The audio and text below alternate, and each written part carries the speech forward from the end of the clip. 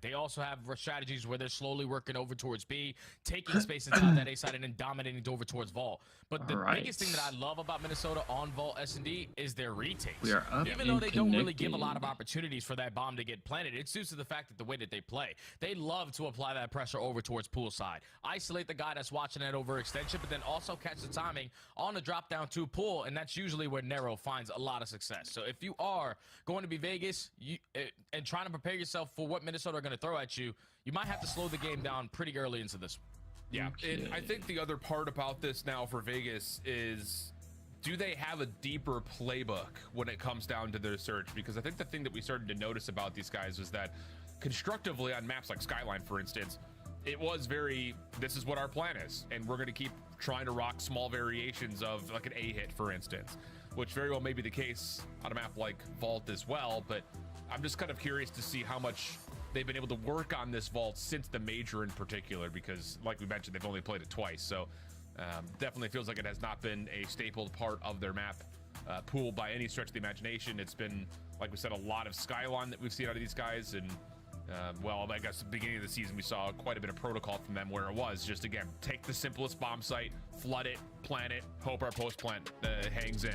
Wrong thing. Hold on. Yeah, I think it's just, if you're Vegas, like just looking at what other teams are doing, like we already seen it a lot throughout this major qualifiers with nade spots starting to hit. We've seen it on protocol control with the new B point. We've seen it on the jump out towards the top side of balcony, instantly trying to work your way in towards A. So if you have that in your back pocket to open up with the first flood, you're going to give yourself a good chance of securing some of these rounds. You just got to be able to just shutting down, not allowing players to get lost. Because if you put an arrow on your base, yeah, you're not going to have a fun time. Yep.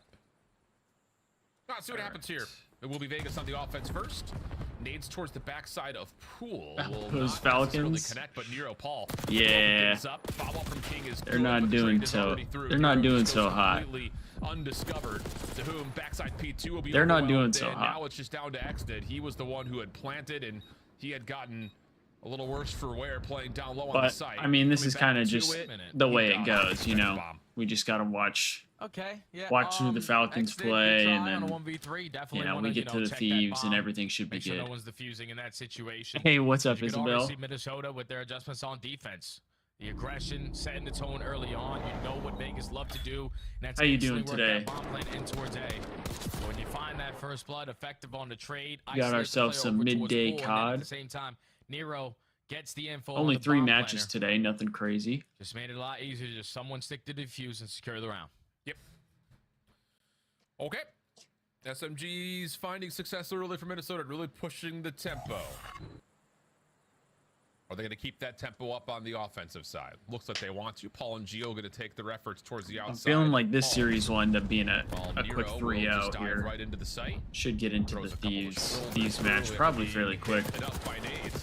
Damage good for the first. Whoa! What is that for Not feeling the best. A heck of a transfer over. LAT win would help for sure. Well, I'm sorry you're not feeling great, but yeah, hopefully the Thieves get a win to help you feel a little better. He's going to be the guy to hold it down. And hoping that Gio can catch an angle on this pinch, but Vegas. My stomach just started feeling like a little off, like not long before Gio's seen one slide I kicked on the stream. Yep, that will confirm it. Hopefully everything's like fine though while we're watching the matches. Follow up from Wixel though, good isolation. Nero now should surely know they chalked her pick 'em. Oh no, Destiny. Optic has been struggling. They are not looking great. They are not looking great. That's for sure. And you can't even just blame it on Kenny, because it's not just Kenny. Dashy's been struggling too. It's definitely a whole like team thing. It's not just one person. Plays it perfect. Able to catch the timing. Finds also hey Gould. On the round for Vegas to take the round. Welcome. Heck of an effort though from Nero. Dude, I'm like really congested this morning too. Like I woke up and like I feel like I have just like mucus stuck in my throat, and I can't like get it out. This time playing over into the bomb site. Yeah, I don't know what it is. I mean, more help from Vegas. You could say part of it is just because they had that time without Pred, but it's not like they were great while they had Pook. Like they were better, but I don't know. But look at the aggressive play coming in On the opposite side from X, no, I'm not like putting blame specifically on Kenny, but I mean he is underperforming. Like he's underperforming for sure. As much as I hate to say it, but he's just not playing to the standard that you typically expect. How did none of those hit? How did none of those shots hit? Didn't even need to take the shots versus Gio if he didn't want to. He saw no one was on for the defuse. That's crazy. There's too much on it. It's giving you anxiety. Maybe a little trigger discipline right there. Allen could have secured him that round. Yeah, the League of Legends team is playing right now, aren't they? There's only 12 seconds remaining on the game clock. Obviously, you spot Gio in towards the site, but he's still not defusing. But then the shot's just not able to connect. Doesn't help that the whole team is lost. Yeah, it seems like they are. I don't know. I mean, Shotzi's still making it seem like everything's okay. Back-to-back defenses. Vegas respond with I don't know for sure though. Who's gonna walk away with the first attack? They got shit on map 1. Oh no. Similar break off here for Minnesota. Yeah, I would be watching it, but I genuinely don't understand how League of Legends works. So like, I just don't even try because I've genuinely tried to watch League of Legends and it's confusing as hell, to be honest. I think because every other game that I watch like competitively, I've played and I've enjoyed playing. So like I have an idea of how it works. But watching League of Legends, since I've never played it in my life, it's so confusing to me.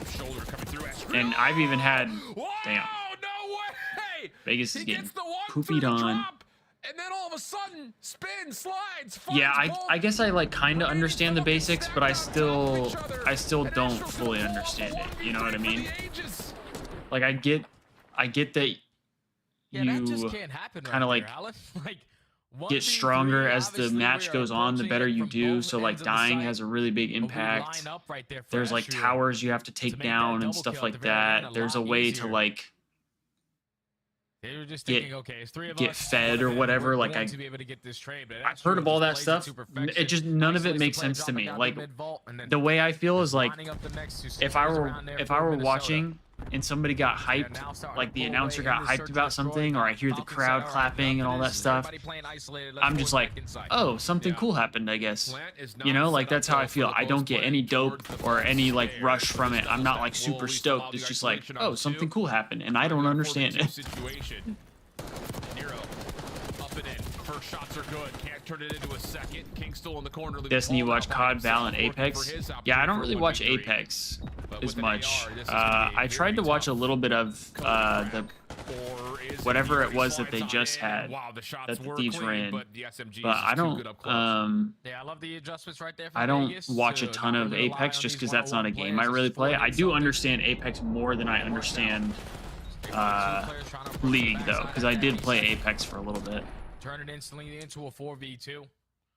Even though it does get scary once it turns into a 2-on-1. Yeah, Isabel, I'm the exact same. Like, I'm going to support him 100%, but, like, I don't understand League. I don't get it. Round victory for Vegas. Have to keep composure here for Vegas after. Oh, yeah. Sentinels are in Marvel Rivals. Especially from the defensive side. I could see myself getting into, like, Marvel Rivals competitive. Top KD in the lobby for the moment. I could see that. Over, largely not gonna hit. I never got into Overwatch competitive, but part of that was just because like I never really played much of Overwatch. I played it for a little bit, but not enough to like get invested in it. So trying to spot if anyone's gonna exit towards the site. Obviously, he looks at both angles. But he has a lot. You and your buddy are gonna watch Party of Thieves match together? Yeah, I might be down to hop in for a little bit. Yep. Yeah, Nero's just gonna keep on this little dance, sliding back and forth. It's often good to get to chat with people during the matches. Force the issue. No worries there.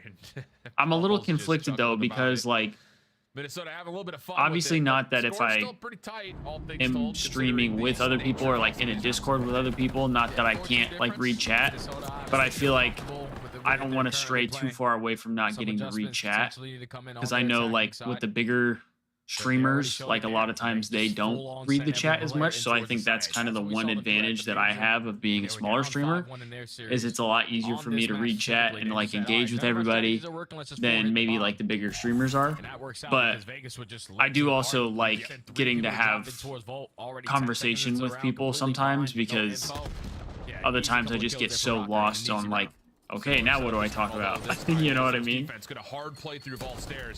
Yeah, I'm the same way, Destiny. I'm not good at like talking to people necessarily. I'm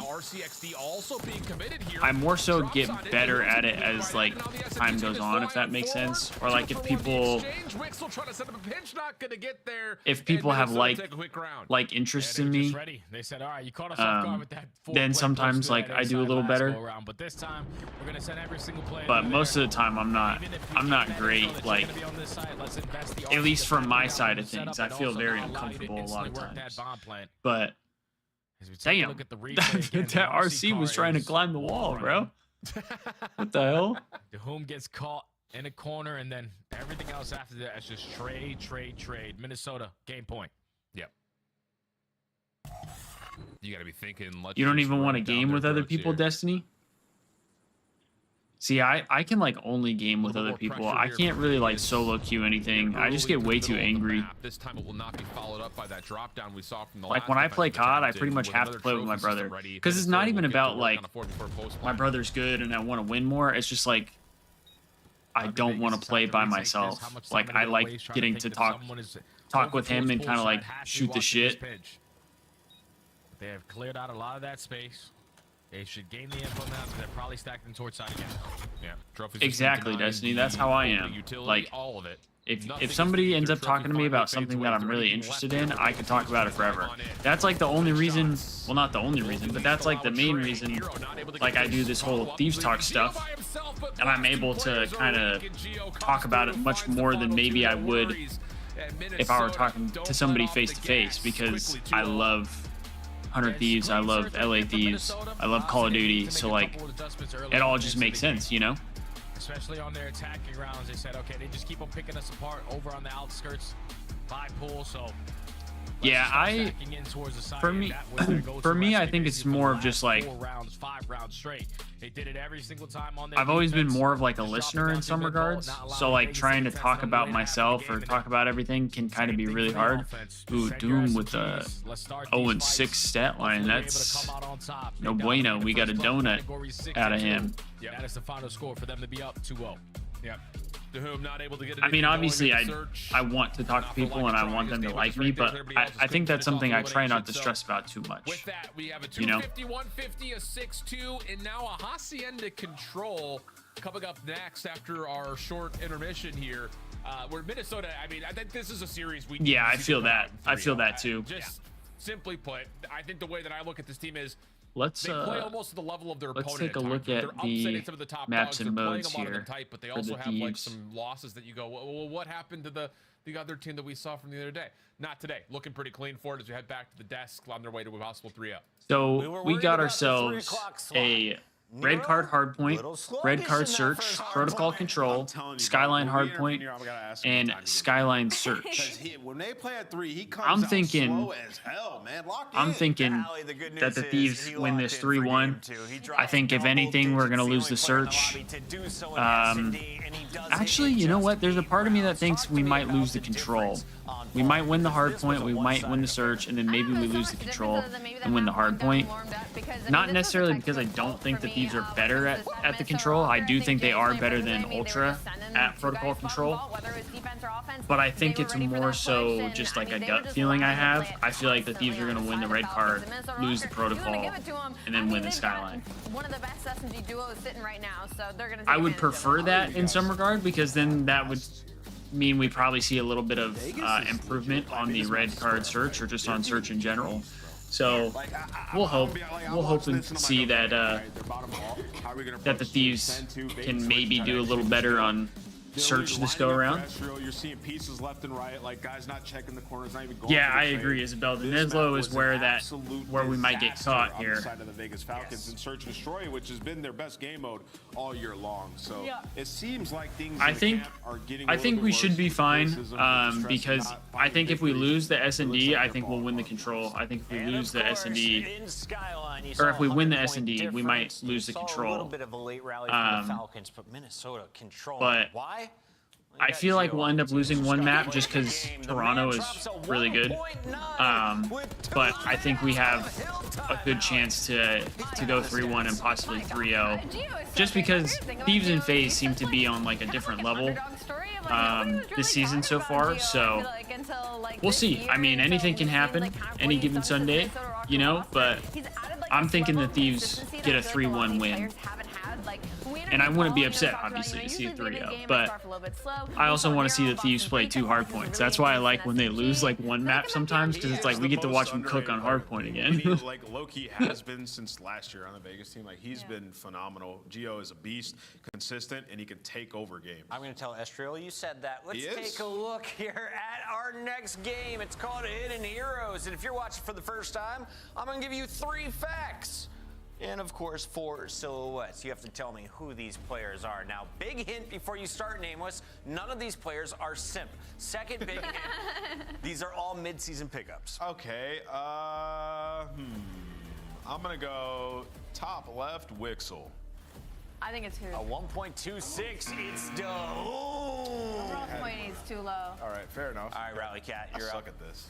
Bottom right is Hook, I think. Well, if we get... 6. Wait, hold on, just to be fair. Why does it always do this? You guys saw this in the rehearsal. I didn't. I didn't see this. Show me a hook in the top right. I was there sitting on the couch when she saw the graphic. Let's take a look. I did not see it. First match was in stage 2. I don't know if we would be on the same side of the bracket as FaZe. Because do they... I don't... Gets 2 of the 4. Allie gets Hook. I missed it. Damn, I keep feeling that shit stuck in my throat. Because isn't it like it goes first seed, second seed is bottom bracket, and then like third seed is top bracket, fourth seed is bottom bracket. Like, isn't that kind of the balance a little bit? Control. They don't have 2 wins on Vault. Everything else besides Vault hasn't really treated them well. And then the opposite side for Minnesota, you throw this in versus a team who don't really find losses. That's just to test it. So they're going to play it for the very first time, but just the way that they're playing, their teamwork right now is on point. This is going to be a tall task for Vegas to even think about forcing a map 4. I think, you know, FaZe is the first seed for the minor. From this particular series, I do like the idea here that Minnesota is not just out here playing for wins. They're playing out here FaZe is first seed for the minor. And again, We're it's easy, to do that when you're playing up against the bottom teams in the league, but well, yeah, and overall they're the one seed. But for this major, as of right now, the Thieves are the number 1 seed. Because we're the only team that hasn't lost. Build yourself up for not just the minor coming next week, but when you eventually get to Dallas, because FaZe lost to Vancouver, and then Optic obviously hasn't won. So the standings, you know, those are all championship caliber teams. I think there's still a level, and I think we talked about this maybe last week, where it's just like there's something about this Minnesota team of where is their ceiling. It feels like it's a little bit lower than, you know, your super teams that are out there, your big dogs that are out there. But the way you combat against that narrative is by building out your map pool and finding ways to counter those teams deeper in towards tournaments if you continue to find success. So I love that they're trying to throw something new. Octane Suite is crazy. Our first look here to see how Rocker handles this suite is crazy. Yeah, if you're asking if Rocker can slay with the best of them, yeah, you best believe the SMGs are about to. Is Surge actually the 1 seed right now? But already to start out this game. Don't we have a better map count than them, though? Over towards this B point. They find the initial 2 kills, but it's 3 for 2 in favor of Rocker. I actually don't know. I'd have to look. Estriel just diving, trying to dodge, and teammate over the top lands on the Dahoom's head. That's going to be a second tick of progress likely done. As long as Estriel doesn't forfeit his life here, and yeah, he's going to step up a little bit further in towards 10. Nero working with him. Okay, well, they have nothing in order on their major 2 qualifier standing. Up and over. Trades are decent. Third tick of progress being worked on. But yeah, for the minor bracket, we're Paul doesn't really need the help. Still got it anyways. And we got 212 on the clock. we're second seed. 212 on the clock, and because that was based on for a couple spawners. Already found themselves off the rotation over towards this 8 point. that was all based on Major 1, I Single play believe. from Vegas currently in the position to take them down. But yeah, they don't have the standings updated on because already Estriel finding 1 kill, they the find another 2. what do you call it? Yep. CDL website. I guess let me look at. Finding himself his third Let elimination. me look at Breaking Point, since Breaking Point does a better job than Call of Duty League does. Moments here where Vegas need to get Major together, 2. It's another solo shell coming through. I mean, we've talked about this a couple of different times where it's just one by one they drop in and one by one they will fall. A very quick offense. So Vancouver is technically ahead of us because they have 3 match wins. Because they've played 3 times. But I think if the Thieves 3-0 or even 3-1, as long as the Thieves win today, I think they become the #1 seed. Like up until this point. Just make that round look very, very easy. And that's not how Hossie plays. I Because promise you. Like, Vancouver especially if you're the team has on defense, 3 match especially wins, as an SMG player, no just get losses pushed out to obviously, their side. Like, but they you have don't have to 9 be game aggressive in certain wins situations. and 4 game You count how many losses. players are coming off So the if respawn. the Thieves But you win have to be today, in they have positions to where 9 you game can wins as contest well. and then jump on these points. Make it more And difficult for then them to find no you. matter As what, easy I as it think was as in long round as we 1. win, we go up. Because Just, even if again, we coordination lose things coming to fruition. 2 maps, As we Vegas still have will 3 losses have compared to access their dive 4. right on over So into that the would A still zone. be a better game win Objective focus percentage, to be which sure. I think would put us They higher. are trying to watch the high ground, but again, it's just those are the moments where it's like these 1v1s that just don't fully I come think. through, lead to these 2v3s that Minnesota just keep cleaning up on. And another one of those moments. So where yeah, you I look at and didn't say, realize Surge was this- 3-0 it's as just well, tough, man. Like Ann said, they're just getting beat. or that they're 3-0 in general. I didn't realize they hadn't Yeah, lost this yet. hasn't been close so far in this series. They're just simply getting outclassed. Right now, with a minute left to work with, though. Still trying to work for a couple. Yeah, as long as we win Almost had today, that first one as long as we tonight. win They today, we go up unfortunately to on the #1 seed. Look at how trapped they are in their spawn. Uh-oh. No, You're getting taken? Oh, we're getting no. taken. Oh. This is no, we can't be doing this. And he's looking for kills. Oh, That's mercy crazy.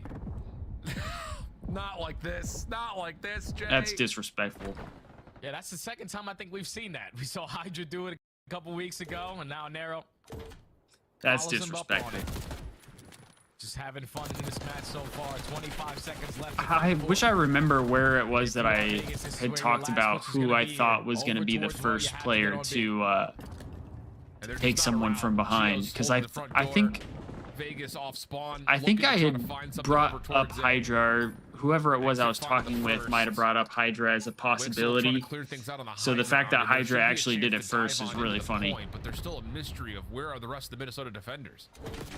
They have no idea. Like, if you're Wixer, you have no idea what you're supposed to look at when you jump on that 8 point. At this point, we're just kind of So waiting many for different angles for this that match they to can be take you over. down from. Now leads to a 3-net, exited at 2-9. Last player on the beat point. I kind of feel like how Octane Octane did He yesterday. is going to get taken down, and that is going to be the round. Minnesota Rocker. I don't really know if they're good at the map right now, or if they're You're in just Watch playing Party against channel? Vegas, Okay. but you got to Let be me feeling good that see. you're up 2-0 the way that you are. Yeah, I mean, I think you could take a look at how they're playing the map from like the mini-map's perspective, and they are making good reads, good plays. I mean, yeah, there is a level of they're also winning some egregious gunfights and taking people hostage and things like that. Like, there is a level of that. But I will say, I think there is something to be told about this Minnesota team. First time on the map, looking pretty solid for it. And here is how, well, here's how Dahum was taken hostage. And he's like, help, help, help me, please help. Just spamming the square button. But yeah, I do have to say, I think the way Minnesota have played their first offense and how they've been able Wait, to are you in understand their advantages on the defense, that Thieves looked Talk good. Discord? Now they have an opportunity to close it out on this attack. A whole lot of pressure again over towards B. They're trying to change. You need a 30 bomb from Nero? In their favor. Gio just rips one onto the Xnid. Progression being paused. You got his over or They send it something, home, though. They find two, Isabel? so they're able to instantly shut down this play. Yeah. 12-3 for Estro. He is Which one of these Falcons is getting Rookie of the Year? Well, it would have been Roxas, I think. Fight there over the top of the rock wall, not going to work out. At Also this denied point- by King. So here we go. Vegas just a 4-for-1 in the opener.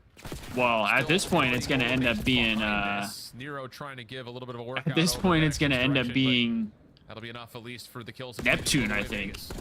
All right, they've only died once so far, so they're keeping up with this lane. They shut down that initial push, and now you have Minnesota trapped in the back of their spawn. The ideal setup that you want to That's be the in, but problem you're not sometimes, getting Isabel. If you think they're gonna farm them, sometimes they do, but they do it too fast to where they're not even able to hit their line. We gotta try to extend this game clock. Yep. Oh, you didn't know there was a Thieves Talk Discord gold? Top towards the patio. Nero gonna be freed up to try to hunt that one down. Yeah, we got a Discord. Alan, look, and we'll just make his way up towards office. Look at the map, Alan. You see exit right now? Yeah. You sent me the link? Okay. Me too. I was about to say the same thing. Did you send it like over YouTube? Or how did you send it to me? Teammates are just going to be overwhelmed on the complete opposite side of the map. Finally, he gets himself back in, but it's a 3-for-1 trade. Second segment already secured. And now time is going to be extended. Now you got to be able to work your way and know that there's a lot of players coming off the respawn. How do we set up for these easy kills? Yeah, Estriel will be shut down on the exit. Nero back up top office once again. Has a freebie. Nero again. No way. I'm not getting any links. Oh, tried for it. There's no links popping up on my end. It might. Down to just a single YouTube might not be letting the links go through. Play through Top Fire Hall, but time is ticking away here, and it looks like Minnesota are still trying to feed for kills. Yeah, that's exactly what they're doing. Gio's just hoping that he can put a couple more players in the back of their spawn off the respawn. But as they try to do that, they all get cut down. So a clean 3 dead. Now leaves Nero, last player here to contest. Has an AR in hand, not the preferred weapon for that kind of gunfight. But 50 seconds still to go. Yeah, I think YouTube might be blocking them because I'm not getting any in the chat. Little stun shell for him, able to isolate. Astriel trying to hunt down Wixel, but he's out of there. 35 seconds on the clock, 16 playing 10. Vegas have reestablished some good defense here. Also, I across the map as used to have. This is well, where the problem comes. Can you? I didn't on here, but I don't have like a Discord command anymore because when I had it up, I started getting like a bunch of like bots going into the Discord, and I'm not really sure how to fix that. Because if I try to copy it and I use it for like a what do you call it? I'm so fried right now. I have so much brain fog right now. I can't think straight. Well, quick 3-0. We got the Thieves coming up. We got the Thieves coming up. There's surely nothing to say. Just another day in the office. If you but yeah, I don't have a command for it. Office if you are Vegas Falcons. Just another L that you got. Cause I was getting like crypto people like spamming in the Discord and shit, and I was like, I don't want this. I don't want people having to like see all that. And then I don't go in the Discord a ton, so I don't see it that often, to be honest. And then when you get to the Hossie, they play for the very first time, and you got people getting assassinated. I mean, Nero did well. It's just not I think he did fine. It was just going up against Ravens. They're going to get smoked pretty quickly. Relying on individuals to make a play. And then when the other players on the team are supposed to help them, sort of, because with X did the way that he was over towards P2 at Garage, you eventually know that all the press is coming from well. But yeah, there were no like crazy rookies, I feel like, for the most part. Like obviously Gwen was good, Estriel was good, but I feel like compared to like a Pred, a Scrap, a Hydra, like even though Hydra didn't really have like a crazy pop-off rookie year either, I don't think. Like he was good, but I don't think he was like a Scrap. They just no step one, everything after that out the window. On the other side, pretty much what you would expect, and that's good news. I mean, for a little bit, Abuza had a case too, but continue on with our Sunday.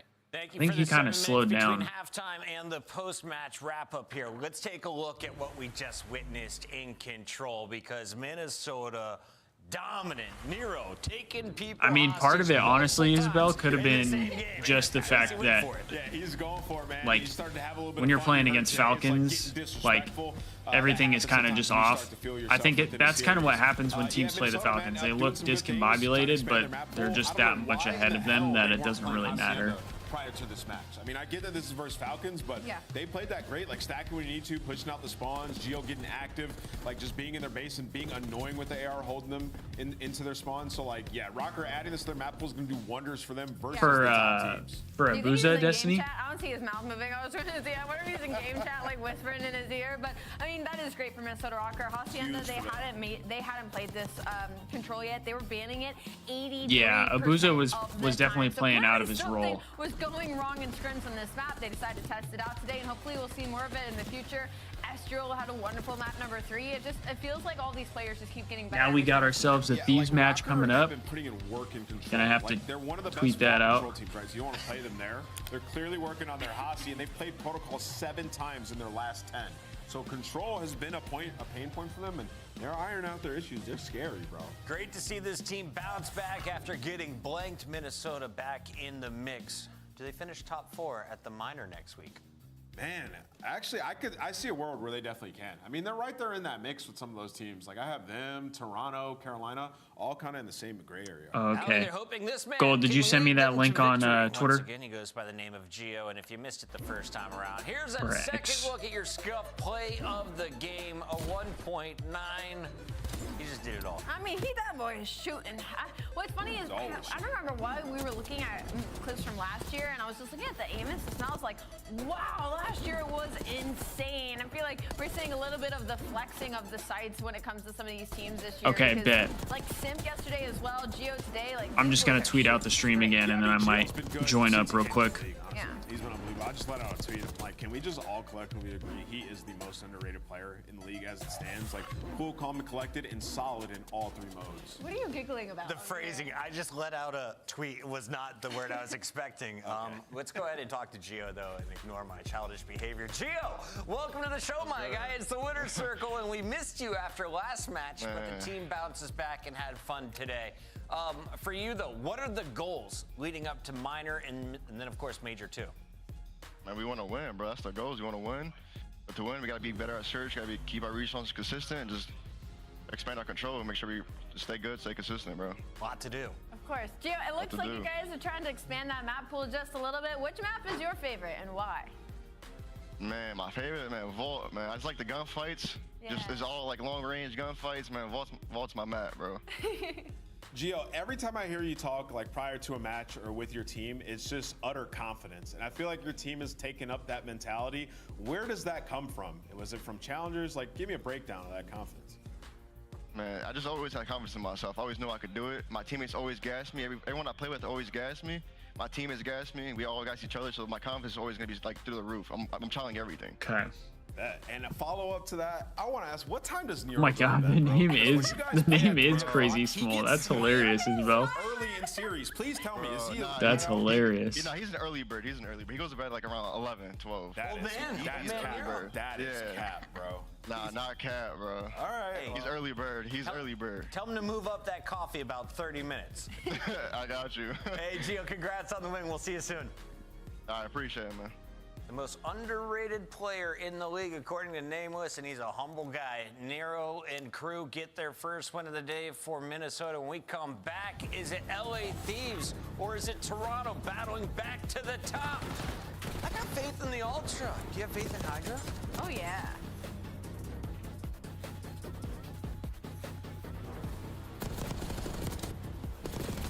All right, Gould, I'm joining up.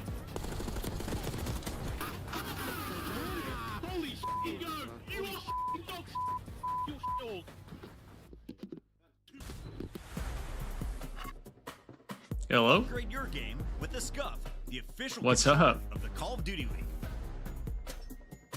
The Esports World Cup is an official partner of the Call of Duty League. Are they choking right now?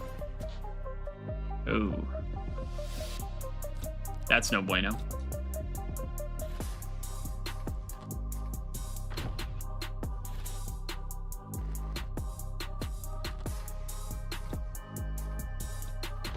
Oh, damn.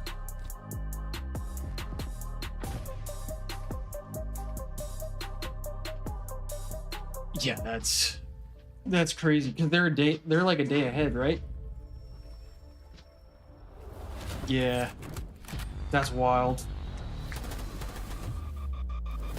It's so weird because it's like they're obviously not on the exact same time as us. It's like a little earlier for them, but like they're still on the same days in a sense. Like it's still morning, it's still light outside, whereas like you go Europe right now, it's like middle of the night.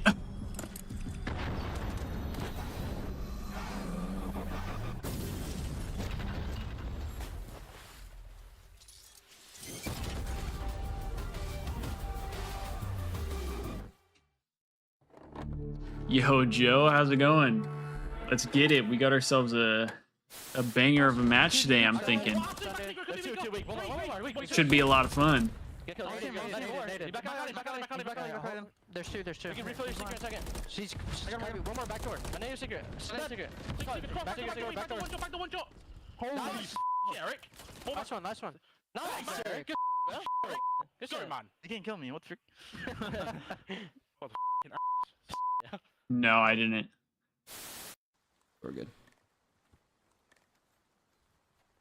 Well, I know yesterday after they beat Boston, he did the double birds again. Get ready for the next round. So him saying it wasn't to the other team, I'm like, well, what would it be to then? Just cuz? Off that ever again. Wow. Okay. Get all the trades and Simp by himself. Yeah, we need a. Simp, the master at work. We need a banger of a series to get us some dope. Locked in. This is it. This is your tournament. Thieves, the last chance now in the fight. Forward they go, and it's Simp. Yeah, I think Invasion and Karachi were a little better, but if we just had like, if we had a couple more Black Ops 4 maps, this game would be great competitively. The 2025 LA Thieves team pack is available now. Each pack includes home yeah, and that's away operators. Yeah, Gold. Isabel said that there's no way that wasn't for his old org. So that's probably what it is. Maybe he wasn't like the players themselves, but for the org. Yeah. Oh no, do I have to mute this shit? I think this is the copyright song. Every time I watch Ultra play, I think I get hit with a copyright. I don't know. There's something that shows up because even like Octane and Zuma, like they all say that every time they watch Party, they get hit with like a copyright. Not that I think it really means anything for me. I'm not like getting paid for ads or anything like that, so I really don't think it hits me. But just in case, I'm not trying to miss out on that opportunity down the line either.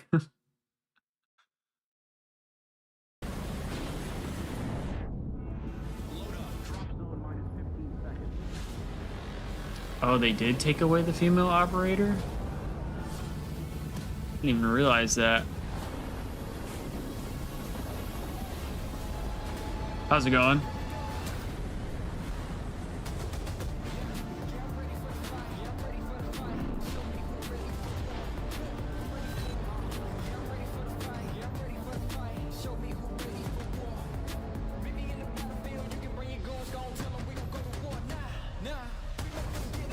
Yeah, the first match was so quick. Common spawns, make sure we're counting names, listening to each other. Listen. This time, we take everything.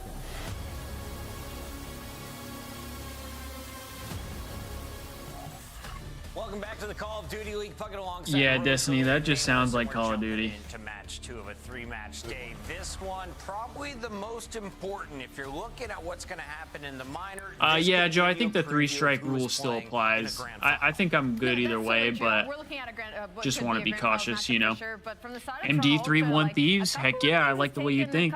I'm thinking the same thing. Ideally, we get a 3-0, but... Let's take a look at our teams competing here today. And Nameless, just tell me, why is LA Thieves so dangerous despite we take everything back in Madrid? We take everything this time. Respawn, the best respawn team in the world. I mean, even edging out Atlanta FaZe, right? You can see the swagger and confidence on each one of these guys. Envoy in the latest interview, like willing to call people out, something we've never heard from him before. So clearly, Team Scrap has on him a little bit. And these guys, I mean, recently in Hardpoint, I was watching the matches yesterday. And they will take you to any map. like their worst map's Protocol 1-1 on it, right? Like these guys, like they're comfortable basically going anywhere, and they've been improving in their search and yeah, destroy as he well. always crashes out when LAG plays. We said it earlier. We haven't seen the final form of Hydra yet. True. On the left side of your screen, we have Scrap and Envoy, who were wearing that Toronto always Ultra has me jerseys dying last year alongside Insight and Kleenex. So we've got some bad blood potentially brewing in this matchup. Yeah, he had like I was telling my girlfriend about it. I'm like, it's not like he has beef with LAG. I think it's he knows that their like individual talent is good enough to be way better than what they are, and they just suck. The entirety of rotations for the maps 1 and maps number 4, so they've got to clean it up just a little bit, but their S&D is kind of keeping them in a lot of these series, and they're a star-studded roster, so they're gonna steal a respawn if it comes down to it. Yeah, it makes no sense. For them, they are the worst attack team in the league right now. That's not gonna hang versus a team like LA. I mean, Lens is obviously no Hydra, so that's a big difference, but like I don't think that it should make them be one of the worst teams in the league all because they don't have one guy. Like, but what we saw last year is you still have 3 of the 4 guys who won you champs. Like, that should be enough. Kleenex has done it so many times throughout his career, but this team, I think they kind of know they're never going to be the dominant hardpoint. Got a nice little schedule for seeding at Major 2. Yeah, we got ourselves a bye early again, which What are the search and destroys? I don't always love, especially in like one and dones, because you could just lose and be screwed. Otherwise, I got Toronto Ultra forcing a long one. Skyline will be game 4 and 5. What do you see, Alley Cat? I think for some teams it's just like, especially the Thieves, I think if you're Ultra, like, you probably, well, I guess they didn't even get a veto for that, so I don't know. I would think that the Thieves would want to play Hacienda. I mean, looking at Toronto and like their hardpoint, I have written down like Vault, Hasi, or Red Card. One of those. I guess they are really good at Protocol too, though. So they're just going to get gapped by these teams at the top that have the wider ones. So yeah. Red Card clearly probably one they've been working on in practice. Could start off. Who's beefing with LAG? Octane. Octane's always beefing with LAG. I'm going to say no. No, I think we're I genuinely think it's a Shane thing. Like Shane and, well, when JCap was there, I think him as well. But I think it's more of a coaching thing because basically, as long as I can remember, like the Thieves have been good at control. LA Thieves? And I think they just play it differently. 3-2. Come with us. Well, the fans means we're wrong. Toronto, congrats on your win. Let's send it over to Miles. Joe, you like 2 red cards first for us? I mean, I like the map. I like the map 1. I think our S&D is pretty good as well on red cards, so hopefully we'll get that as well. It's not gold. I'm not here permanently anymore. I can't afford that. But other than that, you know, I'm having a really good time. Love you, buddy. Good to see you. They've had a variety of different casters the last 2 days, no? Is getting the BBL reduced today. He's getting it taken away. It didn't quite work out. It wasn't what he was looking for, and I think he couldn't even get on the flight home because of the size of the thing. All right, boys and girls, it's time to go. Done. We've been blessed. He's with talking a about a fantastic series. BBL. Toronto Ultra should be good, right? I mean, you heard the deaths, a little bit of love towards the respawn from Thieves. S&D not good though. Yeah, no, S&D has been a bit of a struggle for them, absolutely. That's where the biggest disparity between these Destiny, we don't need chance today. That's crazy. Of the series. Respawn, yeah, okay, things have been looking fantastic for LAT. Number 1 in control, number 1 in hardpoint. No, we don't hate chance. We don't hate chance. What's up, Hoodie Season? Yeah, we're thinking 3-1 today. We're thinking 3-1 today. Struggle outside the S&D. So really curious to see how it goes down. I want to be upset being wrong with the 3-0 though. I'll tell you that. Here once at the moment, so I'll tell you that. Be nice. Let's milk you for what. All right, are we too tiny? Exactly. Let's milk you. Game 5, love it. Yeah, I think the Deaths though, they're feeling that 3-0. That's very, very possible. Hydra though, the Phenom. I'm gonna get hit with a crazy buffer once the 2 times is up. Hasn't had to be there yet though, and that's fine. They've still made the finals of Major 1. It actually wasn't that bad. Now we put them up against Ultra. Here we go, straight into P1. I think it's the first time that we've seen these 2 teams mix it up. First time that we've seen Scrap. I think we're about the same. Organization as well, but this guy on this map, Phenom, has he got what it takes? And it just shot me backwards. That's crazy. Hasn't had to be there yet though, and that's fine. They've still made the finals of Major 1. They look good in Minor 1. Now We put them up against Ultra. Here we go. It's the first time we've seen these two teams mix it up. First time we've seen Scrap going up against his former organization as well. This guy on this map has been insane. It really has been the ARs on the side of Thieves that have been doing the business. Ultra on the other side of things. Dude, it like sent me back to the start of the map.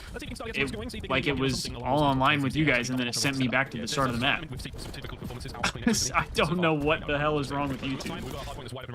Yeah, now I have a crazy 2x going on here. Yeah, it's brutal. Okay. Bad amount of time for Thieves, but Ultra taking the majority. Yeah, new point. Away. We head back over towards P2. My shit would stop buffering. Really Good lord. to see how these SMGs do kind of go down, because we are expecting it to lean one way for the side of Thieves, but Hydra with a good start. It's gonna yeah, I don't know what the hell just happened in my stream right there. That was really weird. I don't know why it did that. It literally, you guys saw it though. It just shot back for no reason. Yeah, man. Spawns towards the top side right now for the Thieves as well. Can they trap Ultra in? So far, so good. Scrap finding a couple. Ghosty now soaking. Definitely anticipating these guys to be more locked in. See, it wasn't just me. Spray, who knows these days? Joe the Thieves there are trying to find the break and now fighting their way forward. Good stuff there out of Beans and Joe. Yeah. By the side, Joe keeps it going. 6 and 4 being brought down there by your boy Envoy. Take 2. Hydra looks like he's shooting. Yeah, I mean, we love to see that. 6 and 5 to start. I mean, Envoy 7 and 3 as well. We'd love that. Yeah, we don't need P1. Ready and waiting as we head over towards P3. So Thieves will be we missed the entire P1 because of YouTube. Lead. Over towards the Thanks, YouTube. Very much the second one's there. Early time, we'll take that for now. Still a 20-ish point game right now with the Ultra Boys on the climb back up inside. Nice angle. There we go. Not a single kill to be found though there for the Ultra lads. Damn, they are down. Yeah, I'm in line. I'm in line with you, Gold. Trapped in the back now, Ultra. Good luck. Have fun with this one. The lead continues to grow. I mean, I was looking into a couple of stats before the game in terms of where things have been a struggle for Ultra overall in Hardpoint. Really, that would have been bad. And where Thieves have been succeeding is their rotations. Case in point there, Hydra finds a couple, does break them up, and Ultra will find themselves a way back in.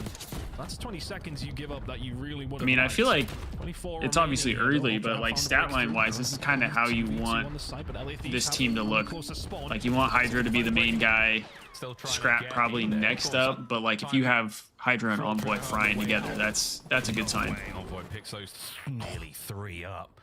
Rotation's done. Nice flip towards the very end there for the Thieves. You got a little bit of a battle now to get out, but still ample time. Very, very healthy chunk of time gained on both 2 and 3. And I think Ghosty is the guy you expect to be a little slower since he's more of the slow AR. Soon, and there it is. That might be the dagger on this setup. Beans v Scrap. Wild little sprints here. And, hey man, no one's running EQ. You can't hit these. I'm also really anticipating the Thieves to be more locked in for this series than like what they were against the Falcons. Like I think they're gonna be more locked in here.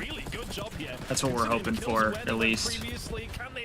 That was a crazy ass gunfight. We'll just eventually take that one away. Big kill for Thieves to find. They can maybe put the pressure on now. What is with this map and long gunfights, folks? That was a full clip and a pistol. The last one there from Hydra gets it. Still holding on though, Ultra. You got the lead now, boys. This is fantastic. Rotation's on. Insight's about to. That's how I felt last year. You could literally wallbang through an entire building, but then you couldn't shoot through like a piece of wood. Respectfully, and that's going to be a very safe-looking rotation. New hard point's going to be yours. Joe, check your corner. Good man, finds it on boy. I don't know. Kleenex, he is struggling right now, 5 and 12, but with this, because honestly, I mean, we'll take it. Holds that have been the end of the world for maybe. It really has been those rotations. But again, the second best when it does come down to these opening engagements, and that's going to make them suffer once more. They do find themselves in the lead here, but it feels like it's been scrap time for the most part. Give a good amount of time over towards. I thought Dan was about to shit on Joe right there. It has been Thieves doing a good job, but Beans finds another 2. He's finding important kills here, Miles, and he's going to find a break for Toronto Ultra. 30 seconds to play for. Could be their first decent lead of the entire map. Yeah, really nice break as well. I mean, yeah, absolutely. Absolutely, Isabel. Right now, Joe is frying too, though. They go right through the front. Hydra, the last man left alive right now, and he's on the hunt here. Inside catches a couple out, and lovely work. Ultra, good comms, dealing with business so far, and going into the second set. I mean, it's not good when Kleenex is 5 and 14, and they're still looking pretty good. Happy with that, though, right? I think, you know, you're coming into it. You didn't necessarily win some of the rotations, which we thought was going to be their biggest issue. Well, like you do get beaten to the punch a couple of times. You find yourself in a decent spot, and this is up against one of the best teams in the game in far as respawn goes. And right now, it's an even game. Even game as well. Well, we're going to be looking at P1 soaking away here. The Thieves, they've got a nice start. Ultra, let's go for it. Listening with you guys. One ticket. Ghosty, really weak on the low car. In our one bullet. Red doors. Went fast. In the middle time, he's up nice. One more. Arthur time. Now we. One's already in the elevator. One's the ticket. They're taking in red door. Come on, close ready. They're taking. That's a time. Ticket. Dead. Absolute red. Red head. Dead. Shit. Let's go with that. Left. I guess one base. Plants blocking. Punch up. I blocked them. Red is still. Weak. You're red window dead. And low. Low goal on the plat. Ticket as well, boys. Not pinch. Low goal. There's like plat. Low goal. Pinch that. Nice. I'll get time, Joe. You have time? Hey, top. Just jump. Joe is fucking frying. Nice. I'll get trivia time. I'm looking for one, bro. Mid already goes the. Let's see if arches. I can. Red and right. Red and right. Two on 5 doors. 5 doors. I'm getting time. Yo, one more archer. Yeah. Last guy stage probably. Still. He's got block, right? Nice, Joe. Top stage, one shot, Joe. One front side. Hot dog and stage. Just high. And go. Absolute go. Absolute. Absolute, bro. He ran away. That's it, Rostam. Revenue still. Cover that lane, you guys, okay? Red windows, back time. And red alley.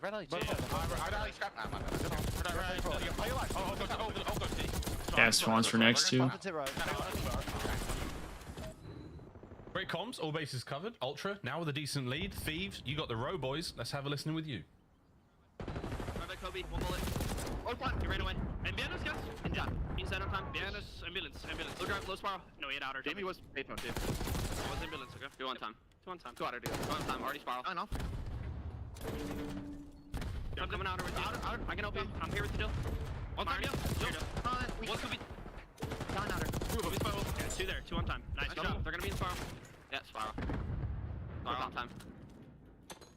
Gonna be here, probably. Alright, let me then. Lane our side. Nice. Top us. Our side beans.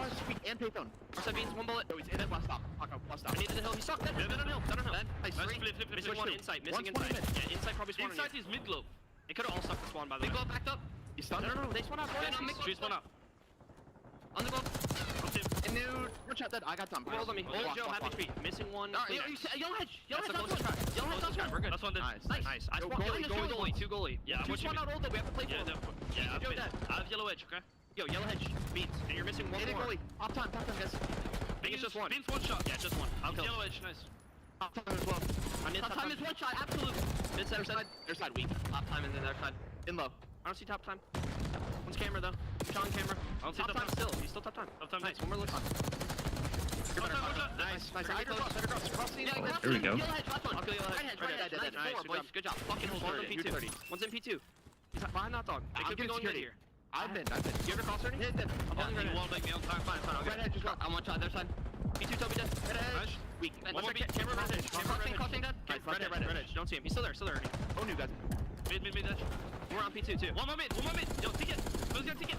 Red edge. 1 shot. We got over guys. I don't see red edge. In red door. They got time though. He's in ticket. Alright. Take your time with these skills. Good comeback. Mid ticket. Doing ticket. And what a hard point we have it's got. A bang out. Second set, Thieves slight lead.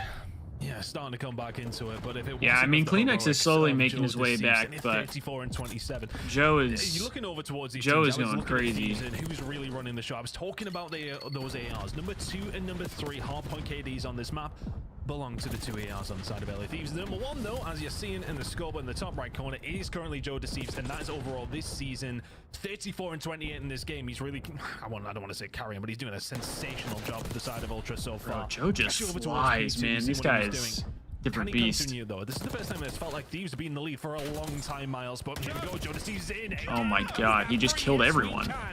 Joe finds the break and keeping it running. He's 38 and 28, running it up for Ultra. We said, hey Joe, where you going with that gun in your hand? I'm going on a slight flank to pick up 3 and break the hard point. Nice 10 seconds there, gain towards the end. I don't know how that happened. Shenanigans. Go on, son. Keep it going, Joe Deceives. Wow, what a run from him. 40th kill. It's a lot of work being done. Oh and they just cannot seem to pin him down. Ghosty finally gets the job done. Yeah. Trades are on point. Scrap's got the middle of the map. And what do you know, folks? Another P1 bang out. Here we go into the third rotation. 6-point game. It's everything as advertised. Joe and Beans doing well over towards P1, just trying to pick up what they can, but it's going to be about this P2 rotation coming in 35 seconds. But apparently we got rid of Joe the wrong year, because this guy is fucking different. Nice break there. That's going to be 30 seconds. We got rid of Joe the wrong year, man. A little bit more positioning in the middle of the map here. Right now, this is free time for Thieves. Well, Joe's once again slipping in it. Scary moment though, again folks, whether time in the hard point is good enough, is 1 minute and 8 seconds on the game clock. We are seeing more and more of these red card hard points come down to time. See what happens here at P2. The last one was great for the Ultra. Thieves with a good time on P3. We'll see how this one goes. Joe's still battling through mid. Are these kills important ones? We'll let Envoy decide a little bit later on. 3 dead there though for the Thieves. Time now for the Ultra boys. Joe sitting at 44 and 31. It's absurd. We'll need to keep it up though. We've seen him previously on this hill, Miles. He really was performing. Oh, here we go again. Envoy. There's no way that he snaps on the Joe is Ghosty. fucking My turned, goodness, bro. Joe deceives. And that's 45 seconds up for offer. Toronto Ultra locking this one down. Thieves not where they want to be. Barely the never, man. Look at that game time as well. Look at the clock. We're running it up. Kleenex staying alive. Here we go. Hardpoint still good. Joe putting in the work with both weapons. Damage dealt though, and it's going to be the trade battle ending. And oh no, it's even Stevens. Last man left alive on the point. Scrap trying to find some time. Reinforcements and the pinch here from Ultra, trying not to let this get too wild and too crazy. A very close game still. They're looking towards P3. Ton and Ultra are there as well. Yeah, we haven't had like rotation for a single hill, I don't think. This is going to be one. Those couple of gunfights though, and not the ones that you want to go the opposite way of your Toronto Ultra. Bano and Hydra and Ghosty combining well. Beans will be dealt with, and all of a sudden Kleenex is left all on his own over towards P3. Finds massive kill though, and all of a sudden Toronto do have numbers. And it's not a problem whatsoever. Here comes Joe. Ian Kleenex now through the stairwell. Kill number 1. Listen. Not missing at all. His teammates have been seriously. Break a fantastic moment here. Got to cover all bases though. Quickly spread out. Don't let anything too wild and crazy happen. Kleenex on the slide, keeping the time going. Joe's upstairs covered. A big win through the front from Hydra. Can they get the trade? No, you're inside it. And once again, it's Colchester's finest. It's Beans on the time. 30 seconds to go. Toronto Ultra can still win it here. Thieves cannot. They need to think about the rotation as well, but they need to find a break. Ghosty and Envoy gonna make that happen. There's 3 in a row. Insight's the only one who can answer, and what a time to find a break for Thieves. If they hold down this time, we're dead even heading over towards people. Amazing hard point to go to the end on as well. Wide open. You know, we haven't rode the whole game though, so out of old towards the new, towards the final point. Envoy from up top now. A big set of kills from Hydra. Straight over the time. Beans from atop the stage. The spotlight on him. Finding a few more. Kleenex from down low wins another. But here comes Hydra. Nice. Wins the fight. That's the break. There's the break with only 15 seconds to play for here for the side as Thieves. You are not far away, but one break from Ultra will win them the game. Right now, Envoy and Scrap, they're cooking together. They're only 5 seconds away, Miles. They gotta go. Gotta get going, and the coverage is there. It's all good. Last few moments now to slide in. Let's go, baby. Opening hard point. Let's go. Breathe a big old sigh of relief after that map 1 came down to the wire. Oh, that's tough, man. Though. You're going up against the number 1 That's tough, bro. in the game, though, and you've thrown them all the way to a 5-point game. I love Joe, so I feel bad for him, bro, because he was frying. Off, but I mean, it was all about that. He was frying. We've seen the rotation come in, Ultra holding it down, but it's Envoy and Hydra who find 3 kills between them. They find the break, they stop Ultra winning it, and go a step further towards the stage. I mean, he just wasn't missing, and he was hitting like all the routes. And look, we were heading into this series 49 and 37. This is probably going to be an LA Thieves win. They're 5-0 currently, now 6-0 on red card hard point. But at the same time, we probably didn't expect it to go as close as that. I mean, that was a bang out. These two, Joe deceives 1 off the 50. Oh, we have the last few moments of the hard point. I say last moments, 65 seconds, folks. This is the way it all went down. And we saw Ghosty popping off in the in-game chat there towards the end, screaming at his screen, what's going on, what's going on. I would wager the entire beard, actually all the hair on my head, that he was talking about the amount of kills that Joe got. And how, oh, what are you doing, Joe? Well done for getting all those kills. You still lost the game. I would honestly wager every hair on my entire head, that's what he was talking about. At the end, Gold was like 2 seconds ahead of me. Just because mine buffered a couple times. It shows, doesn't it? That comes. No, you're good. You're good. That's just my internet not being great. How efficient they can be. How about it's about these rotations. 31 non-traded. Yeah, I mean Joe was. Its efficiency. Joe was moving different. And and they were super efficient, especially towards the end. I want to say they were a little shaky throughout the first couple of rotations. They were keeping pace. I know, though, Isabel. A Joe over would have hit these like last crazy. two hills, just finding that break and making the most of it, and then finding these kills over towards P4. This is a big gunfight where Hydra wins that, then all of a sudden it's a mountain to climb for Toronto Ultra. Yeah, okay, you may well be only 8 seconds away, but getting Hydra out of there and Void with the cutoffs, I mean, this just keeps the pressure on. You know exactly what they're doing from this stage onwards, and Ghosty and Code know exactly where everybody's come from. It's a good job from Thieves. Really did clutch up over towards the backside of that game, but you're very right, kills do not necessarily mean wins. Big numbers from Joe Deceives, but unable to convert it into the big one that you need, and that's the map win. That is the map win. Well, Daniel, what were you saying? I'm pretty sure he's hitting the in-game chat key as well. There we go. A very exciting red card. Back and forth indeed. Very, very tight between both our teams. And again, in the end, it just comes down to 1 or 2 moments. You don't win the rotation necessarily, and that hard point, the stage hard point, it's a wide open point. This one was a bang out. Cross the lines to get this one was a bang out for sure. You've got a couple of sweet spots to cover, but that is about it. And even then, the hard point itself is that wipe on P5 was nutty. Yeah, very difficult place to be in Thieves. There were some big moments that saved us for sure. We told you it was going to be good, but do not take your shoe. Well, don't put your shoes back on yet, folks. We're still staying. We got a red card S&D. Protocol. We have to get to that, but Tony, S&D not been absolutely sensational for the Thieves. Ultra a little bit better, but this could be a tie-up moment in the series. I mean, as I said at the top, when we're talking about the maps and modes between these two teams, okay, Toronto are kind of middle of the road when it comes down to their respawns, but when it comes down to S&D, they're number 1. For the side of Thieves, they're towards the lower side, just the number 10 ranked team overall in Search and Destroy. So this one you would think is maybe a little more clear-cut than we thought the red card hardpoint was going to be. So now we head into an S&D. Are we expecting it to maybe be a little bit more one-sided for the side of Toronto Ultra? You would think so, but based on what we see in map number 1, who bloody knows at this stage, man? We can only talk about stats so much, but for them, look, Ultra yesterday in their game. Yeah, with how close that was a massive map control win. to win the series. That yeah, you can't let that stuff slide. This series in particular. That could have been really scary if they ended up closing that one out. But looking over towards the stats, yeah, the opening duels was something I was going to talk about. They've read my mind. It is a massive, massive difference between these two teams. The conversion for Toronto Ultra is brilliant. For Thieves, it's not so great, and actually finding it is being difficult for Thieves and not so difficult for Toronto. So it's fully on these opening breaks. Thieves need to switch something up when it comes down to red card, search and destroy. In terms of those opening breaks, that's really where they have been suffering. We'll see if that does play out. Typically, the stats have not necessarily lied, but they do give a wonderful indication of where to look in these games. Fist bumps complete. Looks like we're getting ready to dive back in a red card, ladies and gents. We're going to be playing Search and Destroy this time round. Again, a top-tier throwdown. And that's a bad look for the Thieves. I mean, the idea that of all the teams you played, you beat Carolina, who was such a strong Search and Destroy. C-Bat, I'm surprised they didn't just set up instead of going for old. For what? What part? Look, you're not looking that bad, but for Ultra, you mean? But hey, whatever, dude.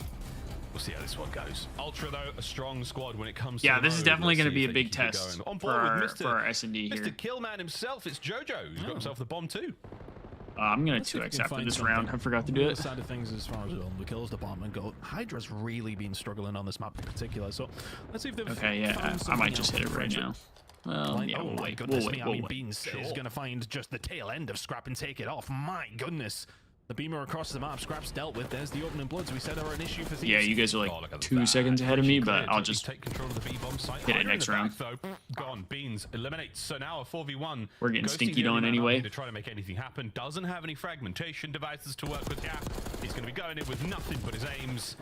He did very good. Now I'm hitting it 2 times. I suppose it wasn't great. He did his best. But Ultra, good stuff, man. I mean, opening that B-bomb site wide open, the old bait and switch, damage in early, everything good. I think. I don't know. I don't know why they did. I think in rank play and be complaining severely. Maybe they were just trying to stagger the Thieves a little bit. But at the same time, it's and the Thieves just ended up getting the kills. I don't know. That kind of thing is creeping up immediately in round number 1. That first blood goes Ultra's way. They make sure they converted. Because I think by the time they would have got the ult, I don't know if they would have really been able to win off of ult. Start for them. So I think they were trying to just pin the Thieves in and try to stagger them a little bit, but the Thieves got the kills. One around in round number 2. I could be wrong though. Rat-a-tat-tat across the long lines of sight by the A-bomb site. Ultra. Yeah, that's what I mean. Like I think they were kind of just hoping that they try to lock down this side of the map. The guys on new would be fine. And then if they staggered the Thieves push at that point, it would be a lot easier. But I think the Thieves got a couple of the gunfight wins. Ooh, wow. Doesn't notice him. Here he comes. This is just something that Toby's so good at. Kleenex finds it on a ghosty.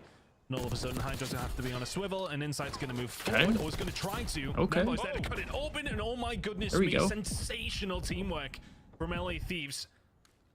Because you think Kleenex in that Fix, position 35, is just the entire round, but all of a sudden, Joe Deceives is left on 1 versus 3, and that hasn't happened.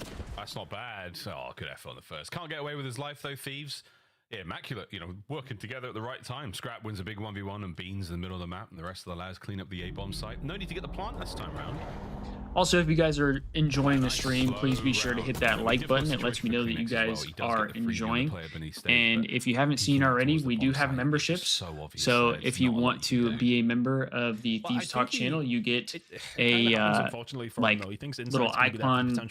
They're not called like sub badges like they are on YouTube because it's not a, or on Twitch because it's not a subscription.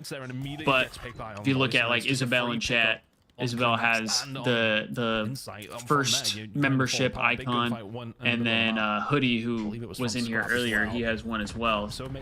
You also get early access to videos, so I'm gonna make sure that that happens. I don't want to promise that to you guys and then not get it. And you also get little emojis like Isabel is using herself. So if that interests you guys, go ahead and check out the membership and join what we like to call the Red Sea. And that is back and forth. Nice work again. The LA Thieves, they do go down a man there at the end of the trade. So here you go. Insight catches Scrap on the hop. Lovely stuff. Will not be traded out. And now it comes down to Envoy 1v3. Yeah, I noticed that yesterday too. Map like Red Card. You can isolate. That kind of threw me off. Open Ultra say, hold hands, chaps. Everyone together. Not in a terrible position, but I'm going down now. I'm choosing the wrong direction. If he gets there quickly and finds Beans, then maybe it could be on the cards, but wide open. Jackal's solid, don't get me wrong, but this is a tough situation. He's gonna bang the glass. Yeah, here we go. It's on, and it's Insight in the back line, as steady as ever. Ultra take the lead. Good job from Insight. I think finding 3 in that round. Just picking up the pieces here, but yeah, as soon as Ultra kind of have Ghosty isolated there, the fact that Ghosty gets out with a kill was, well, first of all absurd, but a little bit concerning for Ultra. But they collapse down, teammates in from Thieves on the way to help. They get gunned as well. Ultra making sure they do their job in the middle of the map. You win your gunfights, use those numbers, your advantage, and then all of a sudden the bomb is down. It's an impossible situation for Envoy.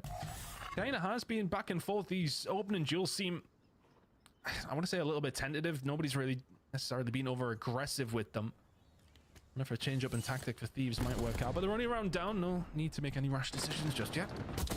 Decision made there not to put a trophy down as well. Ooh, Takes the round into his own hands. Love that for the Thieves. Gives you a massive advantage now. Howdy. Hydra's on for one here, yeah, give it to him. Last man in sight. Give him the ace. Feed him. No, he runs out of damn, he just ran out of ammo. Thieves, a wicked round. Much more aggressive from the side of Thieves, and it works out for them. Hydra just pushes up, and I just don't think you're expecting him to be so in the open. I mean, we love seeing Hydra get some first blood kills there. Wins the first, the second over towards the stage as well.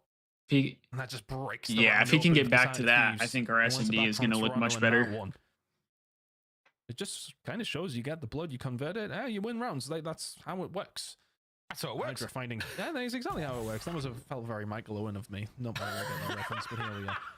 2 kills from Hydra though, just sets it up so lovely. 2-2 now. That's one for the Brits. Yeah, Hydra's starting off 5-2. Hello, lads. Whoa, Hydra gets a little bit more than he wanted there, but we're lining up in tickets, and there's a lot of players on the inside here. B-bomb side. Yeah, not ideal that Hydra killed Envoy, but they were stacked up. But yeah, it's good to see Hydra start playing a little better in S&D. That's typically a good thing. One man on the door, one man on the nade. 35 to go. Didn't find the pick with this. That's a big nade. It's going to disrupt them at least. Hydra through the door. And the second one, can he find it? Yes, he can. 1v2. Sending it.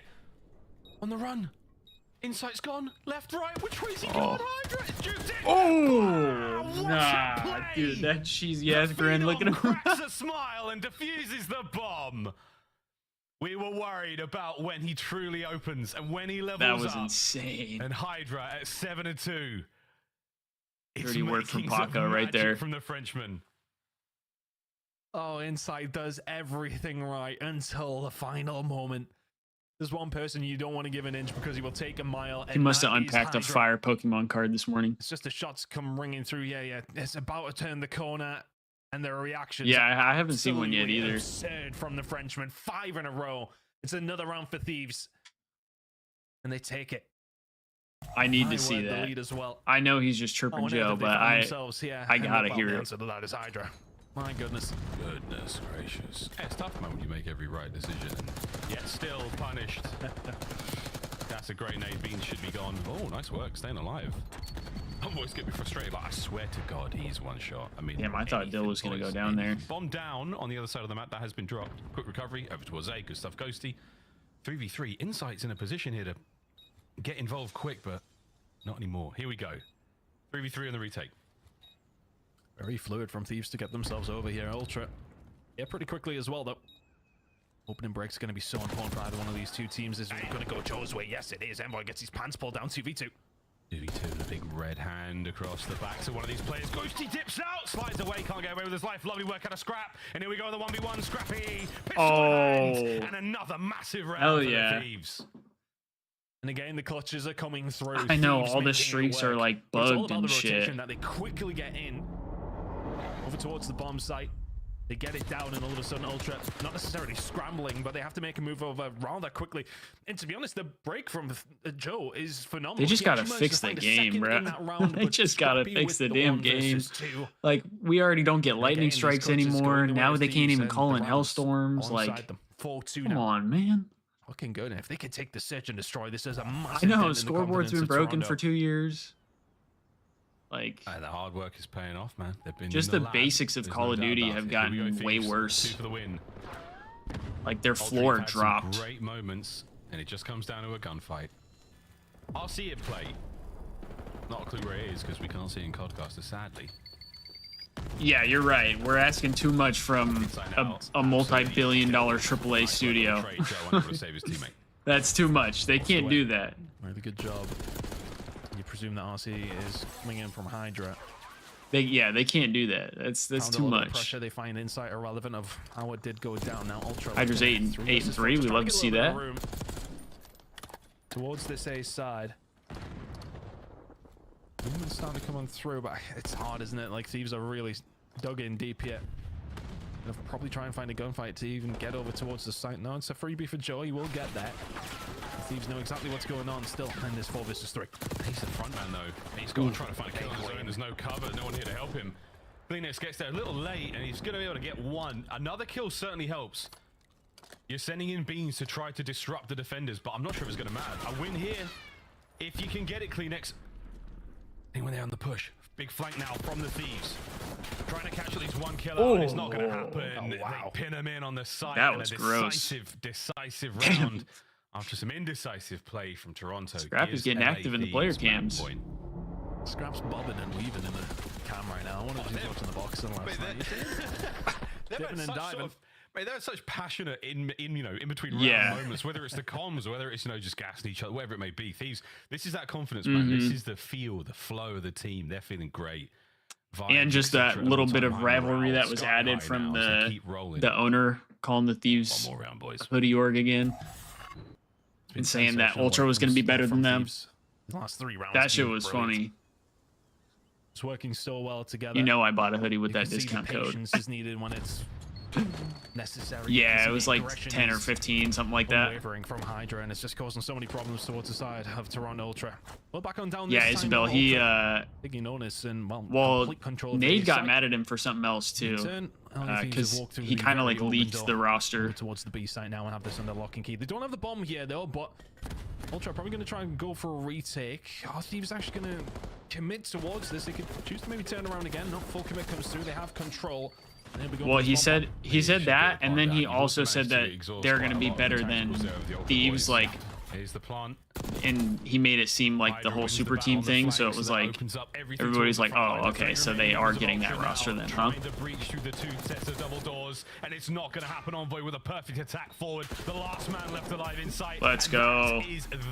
And look good doing it too. Take it to Toronto in search and destroy. Ridiculous performance from the side of LA Thieves and from Hydra especially. This is probably the first search that makes me feel a little bit better about how their search can actually look. Just because I feel like the first series they played, it was only one S&D, and then the second match was against Vegas, so that doesn't really tell you anything. Them all the way in a hard point, but your bread and butter's your search and destroy. You get dealt with like that. 11-4 out with the Frenchman. Big map win for LA Thieves. Yeah, the 1v3 scenario he finds himself at the B-bomb, that really was the decider. Insight makes all the right calls, and in the end just gets tapped. That's true. With that Strider. That same thing again with Scrap versus Joe. Those fights were fantastic. I mean, it's funny. I'm thinking about this again. Joe was on Thieves last year as well. Yeah, it would play way better than a Skyline or a Vault. Lovely series so far. Search and Destroy nowhere near as close as the To me, Skyline I think should have been kept in over Vault, and then I think Rewind should have been kept over both of them. So of course that's going to be a lot of fun as well. I don't know why they made that change. The next segment from the desks. Are we drawing conclusions? Are we doing that fun little box game? What are we doing, guys? It's the highlight of the show for everybody, and I'm really excited to talk about. Don't want to say it this early, but I think we're the greatest team to ever do it. Wait, what do you mean, Joe? Like we're the GOAT team? Like greatest of all time? I think that might be a little too early to say right now. Not so much. When it comes to this S&D, too much 100T to watch? Yeah, Keegan, there's a lot. But that's a good thing, though. That's a good thing, though. Round 9, 8-ish. I'm not good numbers. It doesn't matter. It was when Toronto was making over towards the B side, and Hydra's just sitting in office, and Toronto didn't even attempt to try and find any information there. They didn't throw any tacticals, didn't put any bodies there. What happens to Insight? He gets in a 1v1, tries to buy into I know, the Thieves fried on Rewind too many times, and they said, get it out. So LA Thieves just approaching the game in a much better way right now. Yeah, I think a lot of teams are going to start vetoing. Hey, I appreciate that, Keegan. Potentially both game That's modes. good company right there. Well to the playstyle and the composition of this roster. Envoy and Hydra just finding so much success playing together. And also, when it got down to the 1v1s, just Hydra disrespectfully challenged Insight. We saw Scrap in the 1v2, huge kills right here. So classless. So obviously, these rounds go the way of Ultra. It's maybe he's literally just talking shit because Joe is his boy. That's the only reason he's talking shit.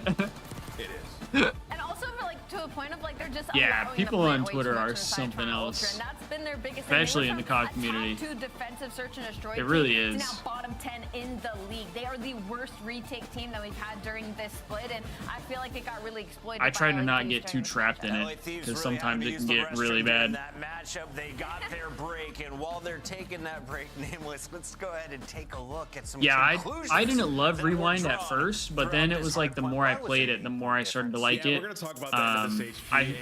I felt like the left side of the map was kind of useless, but a Joe Deceives fan because he was having an incredible game, and I just think it just. I agree. I hated the timer that it's just like, all right, next game is coming up. And talk about what happens here. Thieves had just bullied in through the front, and you see right now Ultra's like, okay, they can't win on this hill, so what are we gonna do? We're gonna try to have a couple people sitting over towards stage and hold it, and Joe Deceives is pushing up trying to find a kill on rotation. But I want you guys to know the sponsors. You can spawn here, here, here, and here on this hill, right? So these are the typical spawns that you're going to get, and this is going to be important for what happens next. So you see Joe Deceives pushes up. Here maybe Delulu, but we're the GOATs of the CDL era. I called it first. I mean, hopefully you're right, but FaZe is a tough team to beat when it comes to that regard. The upside is it would be pretty much only FaZe because Optic has not been good enough in general. But I think the Thieves, if we're just talking organization-wise, I think FaZe is number 1. Then Thieves is probably number 2. Then Optic for CDL. I'm talking CDL specific. I don't want people coming out and bashing me.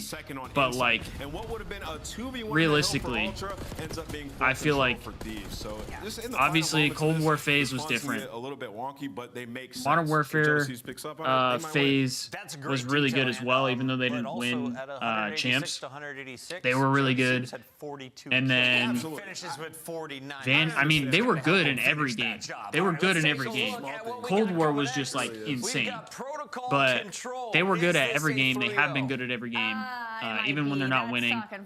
So FaZe is definitely like It's time to hear your voice. the GOAT CDL team as of right now, organizationally speaking. I'm glad you're excited for it. Thieves, I think, are next up, and I don't mean that to sound like bias. We have just won the most outside of FaZe, I think.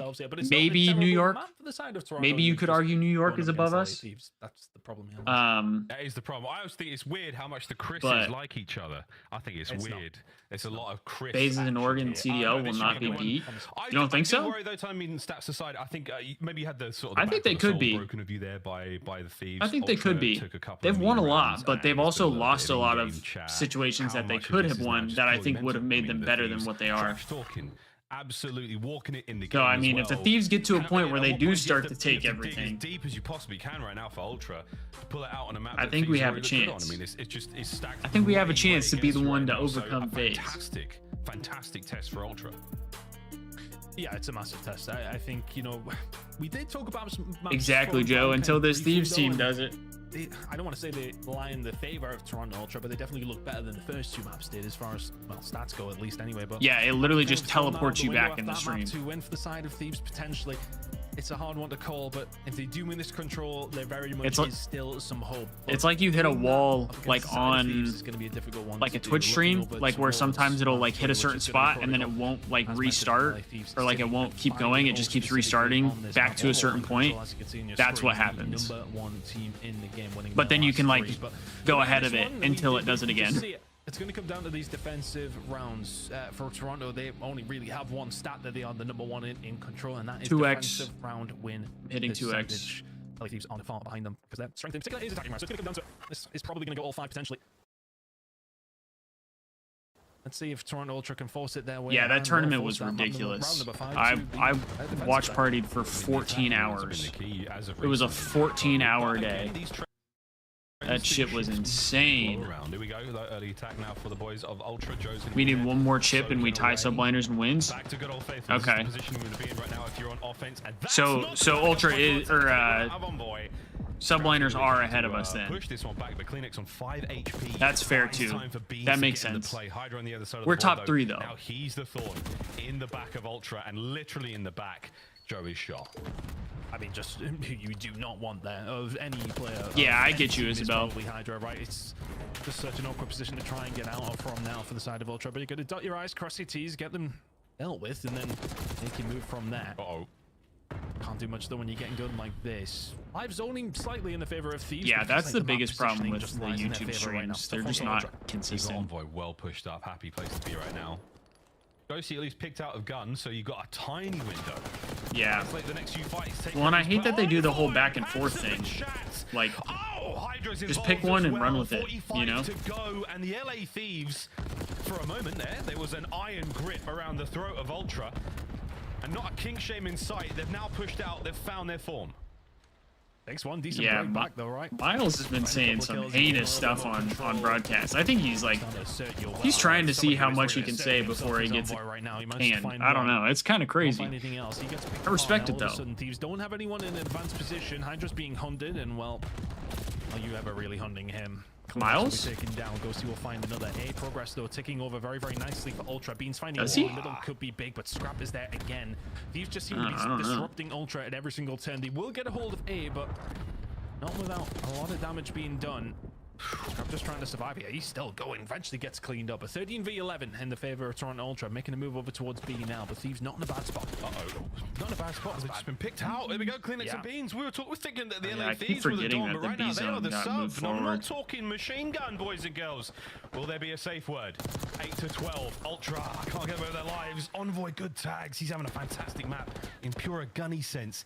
His teammate Hydra, though, on the other side, finding a couple of kills. Pressure now back over to Ultra as the Thieves are stabilized for a second. Big kill from Joe because, to be honest, I really like the play out of Envoy. Finds a couple of shots in over towards the site, then backs on up. Well, he's going to be a thorn in the side, but Joe Thieves will find a big fight. These next couple are very important. They're scrapped though. And then one onto Joe, looking for another on the inside. Can't find it against his former teammate. Envoy is there to pick it up at 7v4 now in lives. LA Thieves have to be perfect. Benjamin Beans, 3 down. The last man up is going to be pushing it from spawn. There's the read. And this should be the round. And again, the attacking rounds seem to be the way it goes. But Envoy, yeah, doesn't give them the segments. You get the round win. No, it's only one round, but I did say great fun start to this if map. the Thieves lose a map, I thought it was going to be controlled today. And to be honest, it was a weird one because you just had a feeling. The lives ticking down to Thieves, but they always felt like they were the ones in advanced positions. They were the ones that finding those important kills, if you like. But I know Toronto just chipping away. Really good job. I thought that one was really good. Side. As you mentioned, attack rounds obviously have been the favored side of things when it does come down to protocol. But for Toronto, a defensive round. Yeah, Isabel, I love Miles too. Just some of the stuff he says is crazy to say on broadcast. A little bit more difficult to do on this map, but if they can lock in what they are good at here. Skyline really HP. I think we'll see a Skyline HP, but hopefully not a Skyline Game 5. We don't want to see a Skyline Game 5. Over the way we go. Great start there from both squads. A nice set of trades. Even Stevens, still Beans. Tips Damn, Hydra chose to square up there. No true advantage just yet. And a sneaky insight brings his aims to the bottom side of Trips. Doesn't get anything out of it though. Envoy with a perfect reads right off spawn. An ambitious play from Jacob Craven. Yeah, that's not the kind of player that you necessarily want up there. But at the same time, I had never had that happen before either. Give you some stick for saying that, but I think Joe or Kleenex in that position yet. Talking about a dangerous proposition for the side of Thieves, but irrelevant of that. For me, yeah. I literally only had it the first map, and then I haven't had it since. Thieves can now start moving. They have the advantage in terms of lives, map control, and control over the A site. Starting to get those ticks in now. First one's on its way, and Hydra in a really, really dangerous position. He's about to come around from the back of 2 of them. And there you go, 4 dead again. LA Thieves I'm at 47, but they're stopped progress, so. Over to B we go, and this is the last bastion of defense for Toronto Ultra here on the map. Yeah. Beans keeping Ghosty tagged up. Yep. Nice work again on the trade front. No clear-cut advantage just yet. Massive win out of Scrap down low. That is brilliant. Yeah. 4th kill in a row. And now you're in a little bit of hot water, and Hydra is the man at the stove. Joe putting that one to bed. Asks for takeout. I know. I mean, Scrap just reading that. I've literally never had that happen before. It's like so weird. To the players who are hopefully looking to get a flank underway here for the side of Ultra, but now all of a sudden you're 7 lives down. The pressure is in, and now B control entirely over towards the side of the LA Thieves. Got to find a break back if you're Ultra very, very quickly. Oh yeah, come on, it's a quick stack here. That's one segment on the way out. You don't want to lose the segments fight, or do you? You never know. We'll find out how this one goes in the end, but 15-7, continuing the capture here. Hydra dancing all over the shop. Can he take these next 2 members out? Oh, no need. He's going to slip out. Only for a moment. Defense holds. Dan is kind of struggling right now. The well-timed stun that deals with him. But Ultra, I've got to try and slow this one down, and Thieves are saying nope. Absolutely it is. Not. Consistent pace from Hydra. So piercing. It's ridiculous. 11v4 here in this attacking round. It's pretty much chaos for Ultra in a very, very fast one by the looks of things. Yeah, and it's going to be that, folks. Gonna get the capture. Oh. Hey, last man down. Thieves. They get their attacking round as well. Now, who's going to throw to force the other You think in team that to moment, get Ultra is defense for saying, round like, hey, 5? throw your lives away so they don't get the tick? You want to slay them out. Because I feel like at that point you're like, don't let them. It's a weird one. Don't let them get ahead of us in ticks. It's an odd ticks. situation to be in when these are, attack-heavy maps in control. Yeah, it's tough. We'll keep an eye on the ticks and how it is going to lie, but. Although so far offenses look better for both teams. I mean, it's only two rounds in, but we had the same thing with Hacienda a while back. If Thieves can kind of keep it up in what we've seen in their first defensive round, they're pushing up, finding kills, keeping them back, but. I mean, that's 4 dead momentarily. Might give you a little bit of hope. Yeah, typically losing Yeah, lives is better than losing ticks. But sometimes, like when you want to get the offense, it might not be. Back from Ultra. They say no, thank you, Scrap. No, thank you, Hydra. Our spawn is not open for business today. Well, Dan is on a 619 watch. We can't have two ARs going 619. Okay, he got it. Can't find the second kill. Almost still surviving. We're chilling momentarily. So finding a little bit more presence for his team inside of Trips here now. As Joe is frying again. Trying to find that right behind, trying to slow them down as best they can. Next as well, doing the exact same thing. Gets a bit of bad timing on Ghosty, but all of a sudden, that name capture is okay. likely. The kill starting to come in from Thieves, though. That was a clean 3 down. Nice. Insight on the tactical retreat. Tries to escape, can't get it done, and again, back and forth in the kills. 18 now, life count either side. Thanks for ruining that one for Ghosty. Yeah, I definitely think the point changing has kind of like had an effect on that. Push the defense as far as it can go. I felt like this map definitely was defense heavy, but I don't know. The last little while, it seems like offenses look pretty good on it. You lose this one, you could be in a lot of trouble based on what we've seen in the previous attacking round for the side of LA Thieves. Scrap on the Beans, 18 seconds here, Miles. They gotta go. They're in. Kills on a Hydra though, and the last man left alive with the point is going to be inside. Damn. Reinforcements to the former Beans. Beans are going to matter because everyone's here. There we go. Ladies and gentlemen, it's done. And that's going to be around over. Yeah, that would have been insane. Get out spawn. Envoy finds himself a 2. The Bezo's still Hydra in it, and that is going to be that, folks. LA Thieves take the lead in control. Oh, that is just a massive, massive round. Wait. Them to find as well. There you go. Yeah, can't find it. Damn, Daniel. Over towards it. Huge round for Thieves. And that really does put them in the driving seat now. And again, just such a nuisance team. When you get them inside of Trips, they are just impossible to kill time and time again. I mean, we see them from the get-go. It was already a bad start for the side of Ultra. Yeah, 100%. If you can push up far enough. A great deal out of it if you're Thieves, but it doesn't matter. You've already forced them back there. Did they really? That map control. Inside finds 2 to break it back. You've then got to find more to just even get out. And it's all smiles on the side of Just Thieves. Another reason I don't watch League of Legends. It's not another team that can disappoint me. He said something hilarious. Just hilarious for the Thieves there. They tried to have it not be a Courage Watch Party curse, but then it ended up being an 8-shot Watch Party curse. You do have a defensive round, so the likelihood of that round 5 is very, very high. Ghosty, though, has turned his frown way upside down with that. Yeah, I definitely think it's better now that it's moved. Fighting his way forward. Beautiful shots are all in. We're still looking towards the zone. Gotta make sure that you get your job done here, though. Yeah, he's too positive now. That's insane. He's an inside combining well, though. They managed to find the kills. Adrance is back with one of his own. He's keeping some presence inside of Trips, and there you go. The rest of the reinforcements aren't already here. The sights are very much on a Hydra on his way. Let's see what he can get going. Not a whole lot. Oh, scrap. He didn't see the player to his left, though. That's going to be something he deals Here's with the a bit glass later break, on, but less than a minute to rock here. Not a tremendous amount of work being done. There we go, scrap. Off the top side of Granny's right into the zone, but Beans out of spawn, keeping things going. Ghosty now fills the gap immediately. What a snap onto Kleenex. Not enough for the kill, but you'd love to see the efforts here. Envoy, about to cut our teams in half now as he makes his way back over towards A. Roundman gets paid. Just watch the minimap here on which way the teams are going to be looking, which way they're going to put their pressure in. Where do you stick your eggs? Which basket do they go in? Somebody it was very much for Toronto bottom to blue. move forward and just try and keep the players that are coming in off the respawn away. And boy, doing the same thing on the other side of the map, though. It's a bit of a game of chess here. He's going to be able to find the momentum. Oh, that would have been filthy. Big win from Joe to Thieves, and then all of a sudden, Thieves now really in a bad spot. It showed the momentum on the slide. Kleenex, though, with a nice previous zone of 5, makes him 24-24 in the KD department, and we push forward. And again, folks, the makings of a final round. It was always going to be there. The Thieves not necessarily going for it. They don't want to get any more segments. It's going to come down to kills. Oh, we're just going to go straight for the win. Why not? The opportunity is still here. The game is far from over. I take it all back. Maybe 2.3. That's the thing. I mean, Ultra have to stop them and they lose the game, don't they? That's the thing. Just stay up. They have to put the pressure in. Just stay up, Nick. They don't get the second take. But yeah, I mean, still that 0.5. 0.5. They need to keep a hold of it. This. And there's still plenty of lives left if this didn't go. But final round.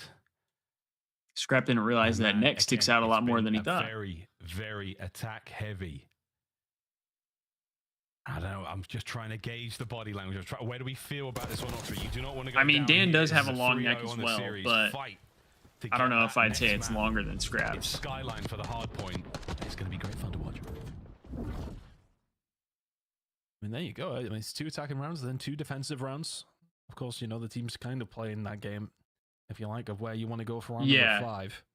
I think that was Plebis. I think Hydra said that Scrap has the longest neck. I mean, Toronto Ultra, they were only in round number 3. Yeah, because Hydra was like, you're number 1 and it's not close or something like that. And he was like, it's not close. Like, what do you mean it's not close? Thieves want the 3-0, but here we go.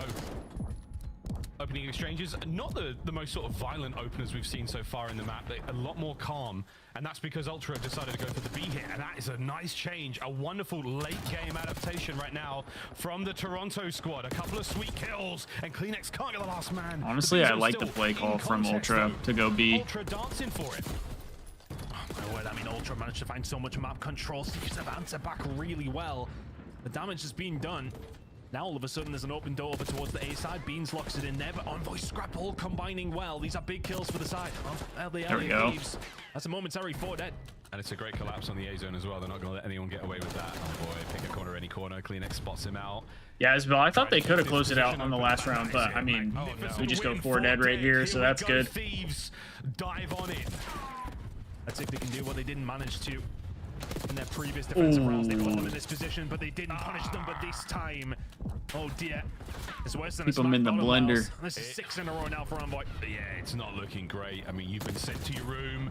Oh, they've taken away the brother. Netflix passwords. Oh, what's next? You're not allowed to use your Uber account. This is belt to ass. And the sponsors, presumably with calls like this, but you never know. This is huge work out of the LA Thieves. They are the daddies right now. They are the daddies. Miles is insane. Find another kill on the Joe Deceives. He is insane, bro. 15 seconds to go. Ultra, you have to find a way through. Bang, son. That was wicked work once again. 20 to 3. The LA Thieves. We just spanked him in that round. Smacked bottom. It is disgusting work. Oh. They were saving their best for last. My goodness. Damn, bro. In the City of Angels, these Devils have just torn Toronto into That's going to be a new pieces. picture right there. Revenge for the hockey, wasn't it? Did he? Jeez, wow. Oh my god. Incredible work from the side of the Thieves, but Ultra.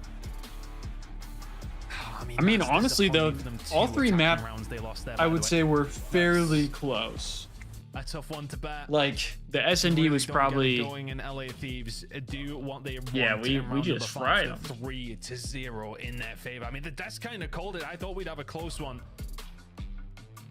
LA Thieves of course. It work.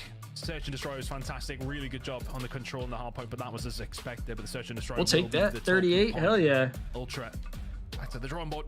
I mean, Dan was the only one to not get 30. Squad, but for them now, yeah, back to the drawing board. Indeed. It's looking like it. Ultra, though, the next 2 games it's looking like in it. The run towards the major are relatively easy, I don't and know then of course who's they can next. play Surge. I don't remember. So they've got a little bit of time to work themselves back into the swing of things, and I think I get forgot that to tweet confidence after the back map before they too. get over towards Dallas again, and man, just more than anything, our I don't know. superstars though, the LA Thieves really did come out hot there. I know. That's why Jake is the number 1 watch party right there, because he would be up to date on that. He's a real Thieves fan. It was short-lived, but it was wonderful, mate.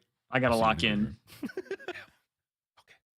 Take it away, Desk. Yeah, that's gonna be great Christopher Tunn. Go a drop mid-off on Twitter. In the meantime, we've got to talk about the speed match that was LA Thieves versus Toronto Ultra. And I think you nailed it. At the very end of this match, you said, man, I can't wait for the rematch. I just got locked into the watch party. These 2 are on a different level. Yeah, I mean, it's those 2 and then the rest of the league. I mean, Toronto's a good team. They're a top 6 team. We expect them to be able to get some, yes, sir, Hoodie. Over the course of the year, and Thieves just like destroyed them to close out this series. Thoughts on Optic? They're not looking great. Really they got to figure some stuff out as a team, but just what do? You see Hydra slaying and then Envoys. They still have time to improve. Ghosty Scrap, it's a crazy roster. I mean, yeah, when you talk about especially just Broken Hood, what's up, bro? I'm new here. Fantastic series from the LA Thieves. Yes, sir. Yes, sir. Glad to have you. Appreciate you tuning into the stream. I'd like to see them try and work on Hacienda during this split because they have dropped to the worst attack team in Always the love league. getting to see some new faces here. Defense teams like LA Thieves, you're gonna consistently get put into that box, into that spawn trap. I would have expected the exact same thing to happen on Vault. So Toronto Ultra, maybe working that map pool just a little bit. LA Thieves looking strong today. You know this match meant a lot to that guy. Envoy dropping a 40 bomb in the game 3. Trying to prove to everyone up in Toronto I was not the problem. Yeah. How am I feeling? I'm feeling good. I mean, we just 3-0'd Ultra, and Ultra is not a bad team by any means, so I'm happy to have that. Boys were getting active. Closest map was probably that map 1. I mean, this last map was statistically close, but Jesus Christ. You got to take that into consideration. But they look Oh so my good. God. These guys are clowns. But I'm feeling good. Yeah, just boo-hoo, I'm buddy. feeling good. I'm Fry happy. me a river, bro. I don't care what went wrong for y'all. Joining us live. That's what I'll be saying. It's the one and only confident That's legend. just me. Scrap, true or false? In the 1v1 between Insight and Hydra, you told him to chow. I told him to chow? I mean, hey, it's Baco. That guy's got the green light at all times, so I don't got to tell him anything. What was it like playing your old team today? You know, it's different, definitely different, but it's kind of cool to see, you know, what team I came from, how they like to play the game, and then how, like, my team likes to play the game now. So it's definitely different, but it was definitely a fun match. Scrap, do you think any teams come close to you in Atlanta FaZe right now? Because it feels like there's a giant separation. Online for sure. I mean, there's a bunch of them. You know, you probably put like 16 Online, up he there, said. but That's once lane comes crazy. around, I don't know what happens. I think just like nerves come in, confidence goes down. Yeah. And like Major 1, it wasn't even close. I didn't really feel like any teams were close to us. Scrap, you guys are absolutely rolling right now. I think you guys look better than you did even at the major, which was How's that search, eh? Which was how's that search? That search was phenomenal. Dude, you guys look great there. Come on now. But Ernie, I gotta say, it's a lot of red card, bro. So like, are you guys widening your bag? How are you getting better at search and destroy? What have you guys been doing to improve there? Yeah. You know, obviously scrimming S&D a bunch. Honestly, they picked the red card right there. We were expected to play other maps, but they picked it. So, you know, if you're gonna give it to us, we'll play our map. You know, like that shit. Come on now. We always say it. But, you know, we're just getting better. We always say it on the desk, like teams testing their map pool and stuff. Is that gonna be the primary focus for you guys the rest of the stage? Yeah, I would say definitely like trying maps out, but I think that honestly we have a really good grasp on the maps right now. Like pretty much every map, I feel like we can play. But I just think trying to get as confident as we can on each map. Let's get it. You guys have a first round bye in the bracket next week. You have Minnesota or New York. This What are guy. you thinking? Damn, that might be actually a good match. You know, I actually think it's gonna go in. Minnesota's playing good. Cloud9 looks like they're you know coming around. So we'll see. I think it'll be a good match either way. All right, thanks, Ernie. Appreciate you. Thanks, guys. Have a good one. That's Scrap, and that is a final. Bro, Scrap is on one right now. Speedy Dave, but first we have your Scuff play of the game. We go back to map 1. It was a difference of 8 seconds. How did the Thieves win it? Well, Ant drew it up. Now you get to witness it from the players' perspectives. Yeah, just a flurry of aggression. I mean, He's just being humble. Toronto kind of gave it to him, but then they couldn't win on this hill. So just the urgency, like, all right, we got to fly forward. Yeah, Joe, he's being humble right now. Knowing the chaos that can ensue. But yeah, Hoodie, I think Thieves and FaZe will kind of be the two front runners, especially with how Optic are looking. I just don't see anybody who's like even close to either of them, to be honest. Like, because Toronto is probably third right now, and I mean Thieves just fried them. So I mean anything can happen on LAN, but it's not looking good for a lot of other teams, like realistically. Yeah, the search he got going for sure. Yeah. And they How are you doing, Broken Hood? They got a good culture. How are you doing today?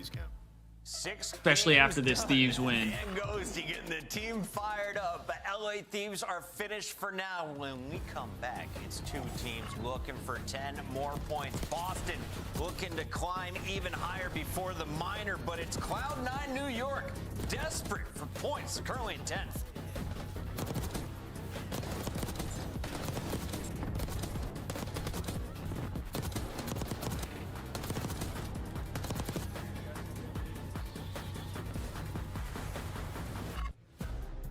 Upgrade your Okay, game no with worries. Scuf, the official controller of the Call of Duty League. Yeah, have a good one. The Esports World Cup is an official partner of the Call of Duty League. All right. So, here's the thing. Do you guys want me to keep watching this next match? Because I will. I will.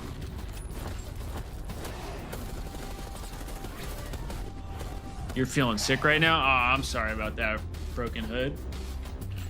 Sorry about that. Hope you feel better soon. Is it teamwork or a Kenny issue? I definitely think it's a teamwork issue. I think it's a teamwork issue because Dashy is struggling a little bit too.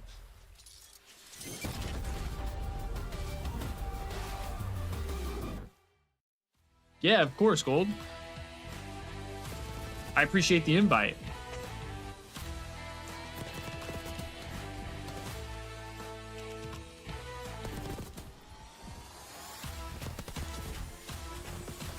Yeah, I think going from Pred to Hook back to Pred now, I think that is causing some problems. Yeah, I agree, Hoodie. Without Kenny, I don't think Optic win champs. Respectfully.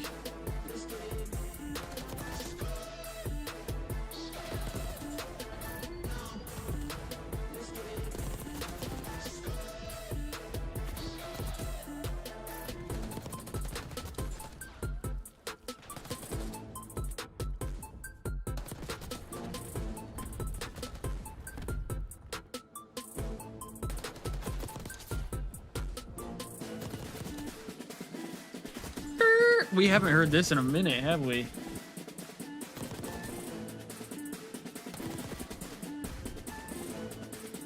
I guess they are bringing back the skirt. I mean, this shit goes crazy.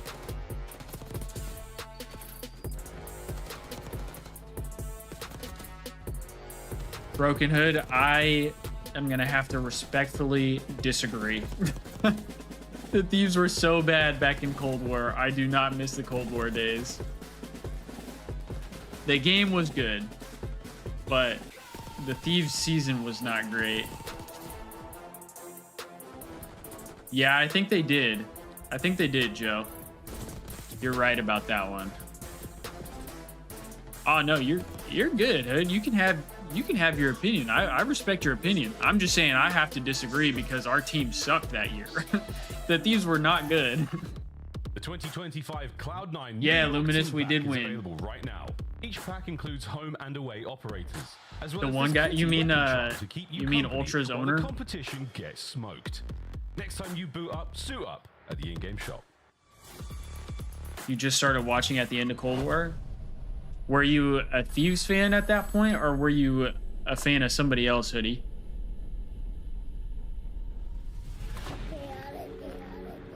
The game was fine to watch, but the team was not very enjoyable.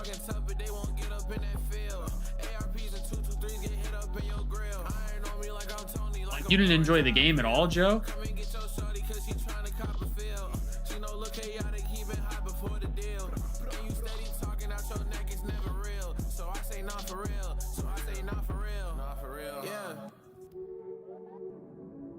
Because of league play? Oh, that's fair. Yeah, that's fair. I can definitely respect that.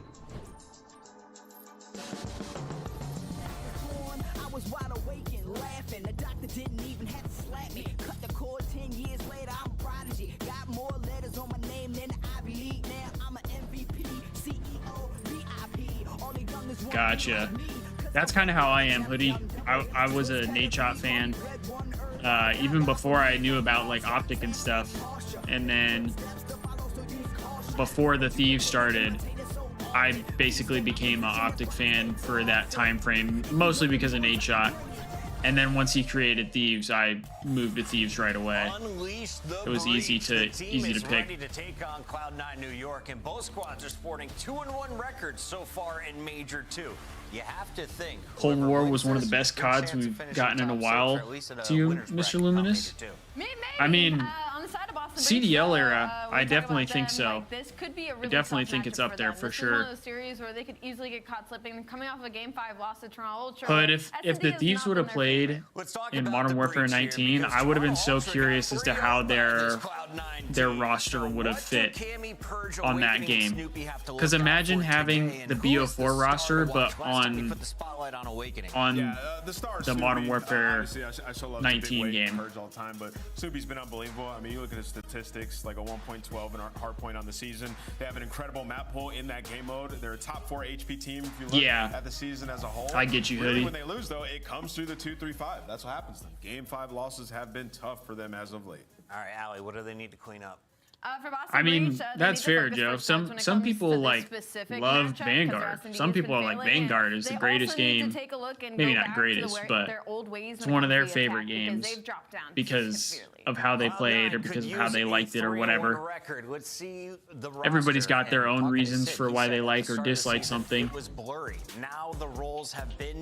And I don't blame you. If you had a bad year competing or something, I could completely understand.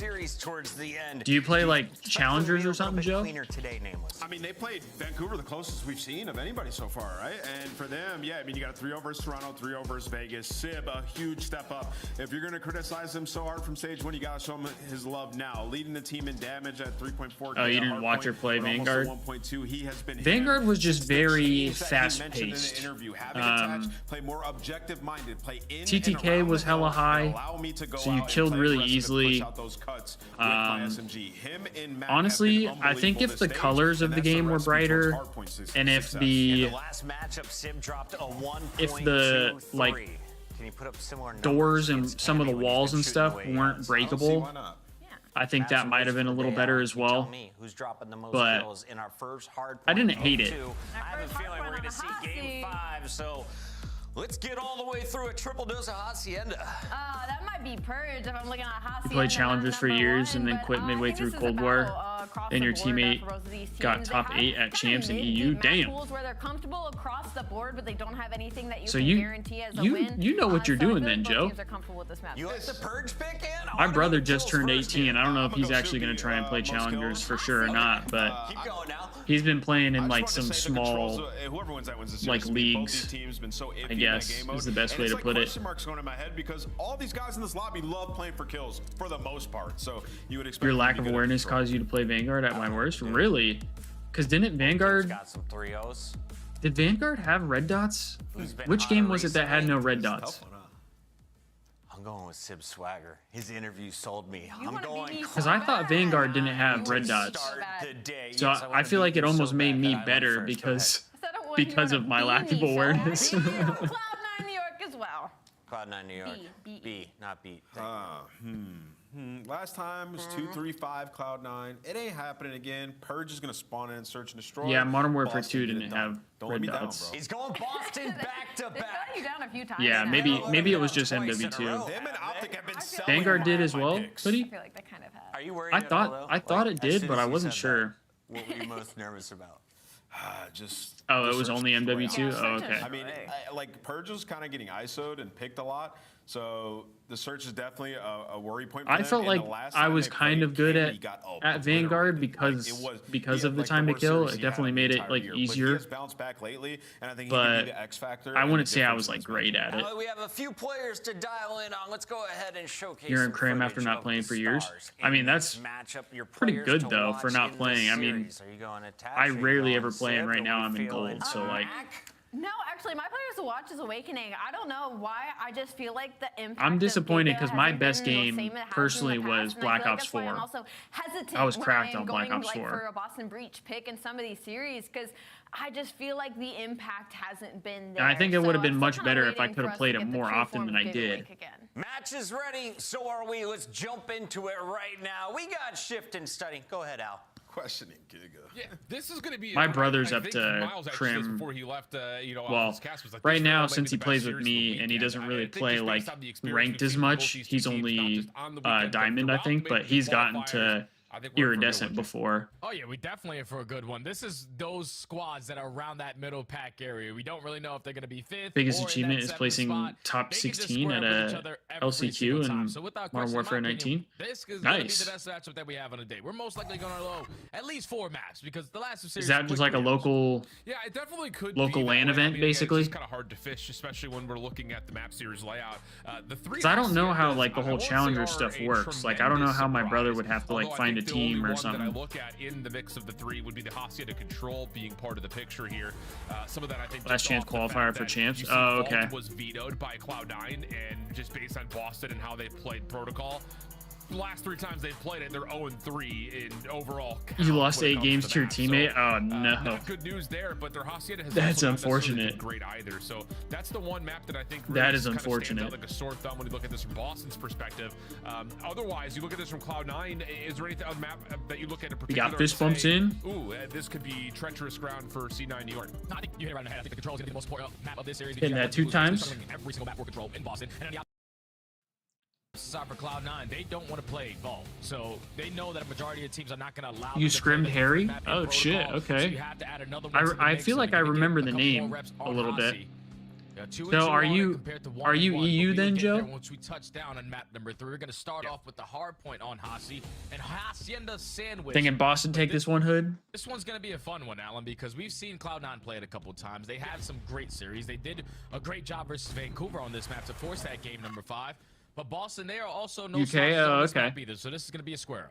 Yeah, Boston's played it every single series so far. This major 2 qualifiers, they're putting in the work, and it's paid off to this point. Only a 2-point loss to LAG, and that was a near dramatic comeback. Hey, no worries, Hoodie. Appreciate you tuning in, hanging out with us. Hope you have a good rest of your day.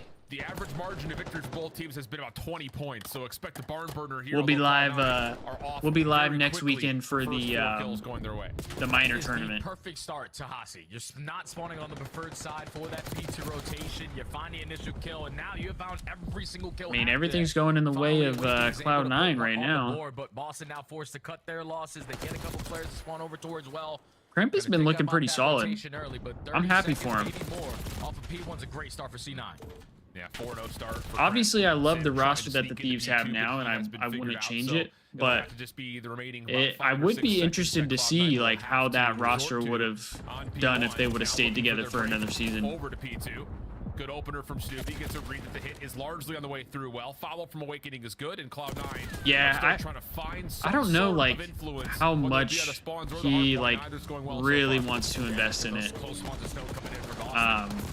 But he's pretty good, and like I think if he took it seriously, since he just turned 18, I think he could be pretty good, like long term. But oh my god, Crimp is just running at him with a knife. Off the pinch, that'll work out nicely. Plus, I would love to see my brother play at like a challengers event and see how good he can actually be and what maybe he could grow into be, because he's got so much more time. And there's Cammy finally into the picture. That'll be good for the scrap time, but all things told, a very successful hard point for yeah, exactly, Isabel. That's why I would have loved to see kind of like how they would have played together. But obviously, with the roster that we have now, you can't say no to a roster like that.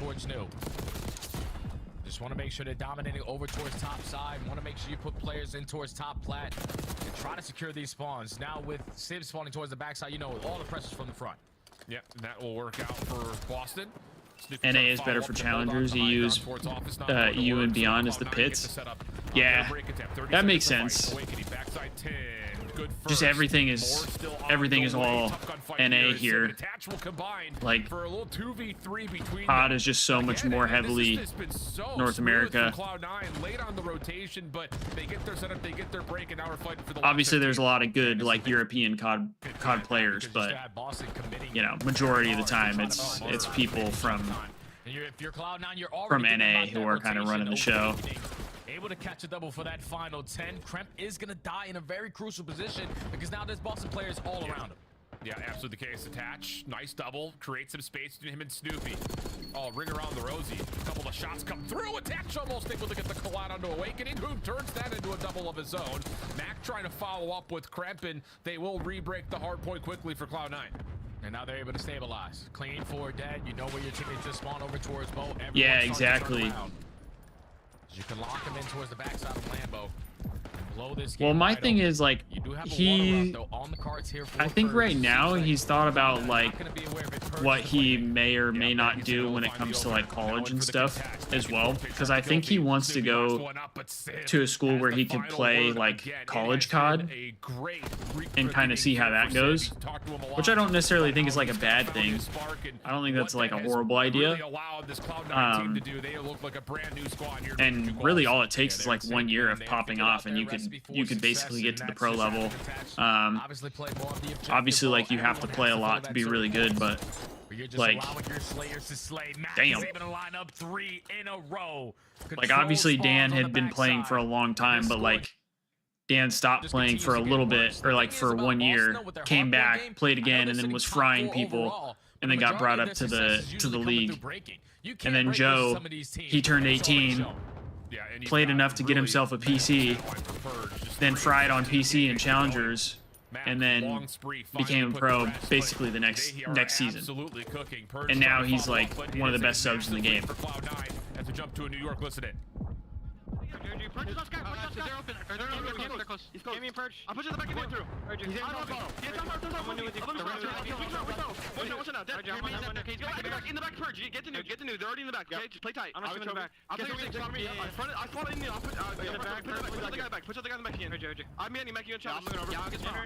Bro, it sounds like Kremp is low-key in IGL. I spawned out deepest spot. Wait, Zach. It's all good. I'm gonna live in lobby. I'll go water. I'll go. I already went. It's fun. Honestly, I'm going back up. Top left. He's top left. I'm going to expect you guys water. I'll take the for you. Wait, now close back. They left one catch. Time game. He pushed me on Zig. What's up front limbo? What's up front?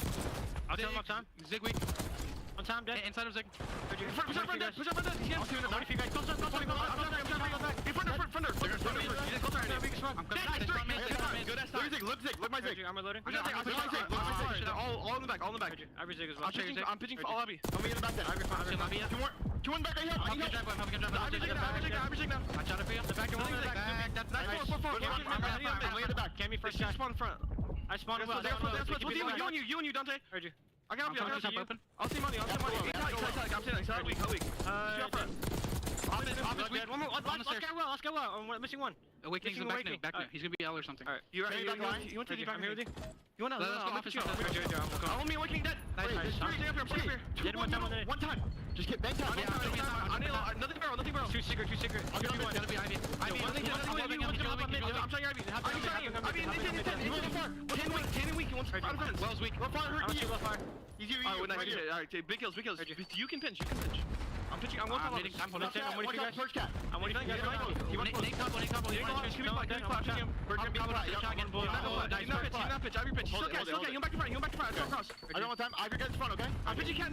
Yeah, he definitely has good small talk. I think the only thing is sometimes it seems a little chaotic.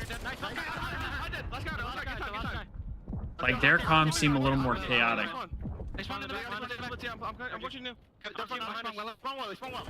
But I can tell he's doing really good on the small talk. Continuing to grow in their lead, about 80 points to the good, and look at the setup going over towards new. Which is interesting because I figured that would maybe be more of a patch, but when they need to find breaks, they are getting it. They started off at that P2. You win the rotation over towards new, keep it scrappy. Now here at P4, which tends to be a money hill. How long can they hold this for? It's already 3 dead. Last player contesting a clean 4. You know your teammate spawns over towards Lambo. I'm happy for Kremp though. Towards Boathouse. Yeah, he's had a solid year so far.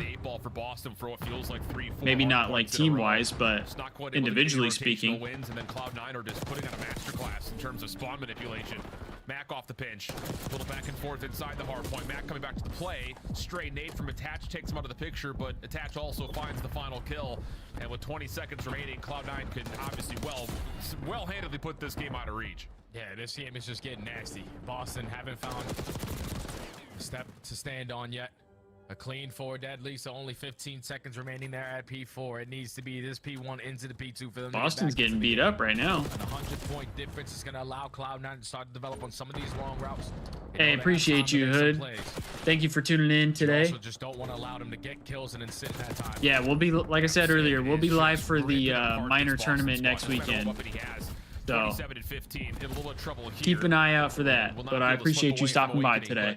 Have a good rest of your day. Up top, nice little snap down low, but doesn't make a difference as Boston just have so many numbers. They will get back into the time. Yeah, they need this all of this time. They just need to play it patient though. Thank you. They're gonna start to play a little bit safe. They don't want to flip this map and lose the rotation over towards new. Just need someone to open up with a double kill.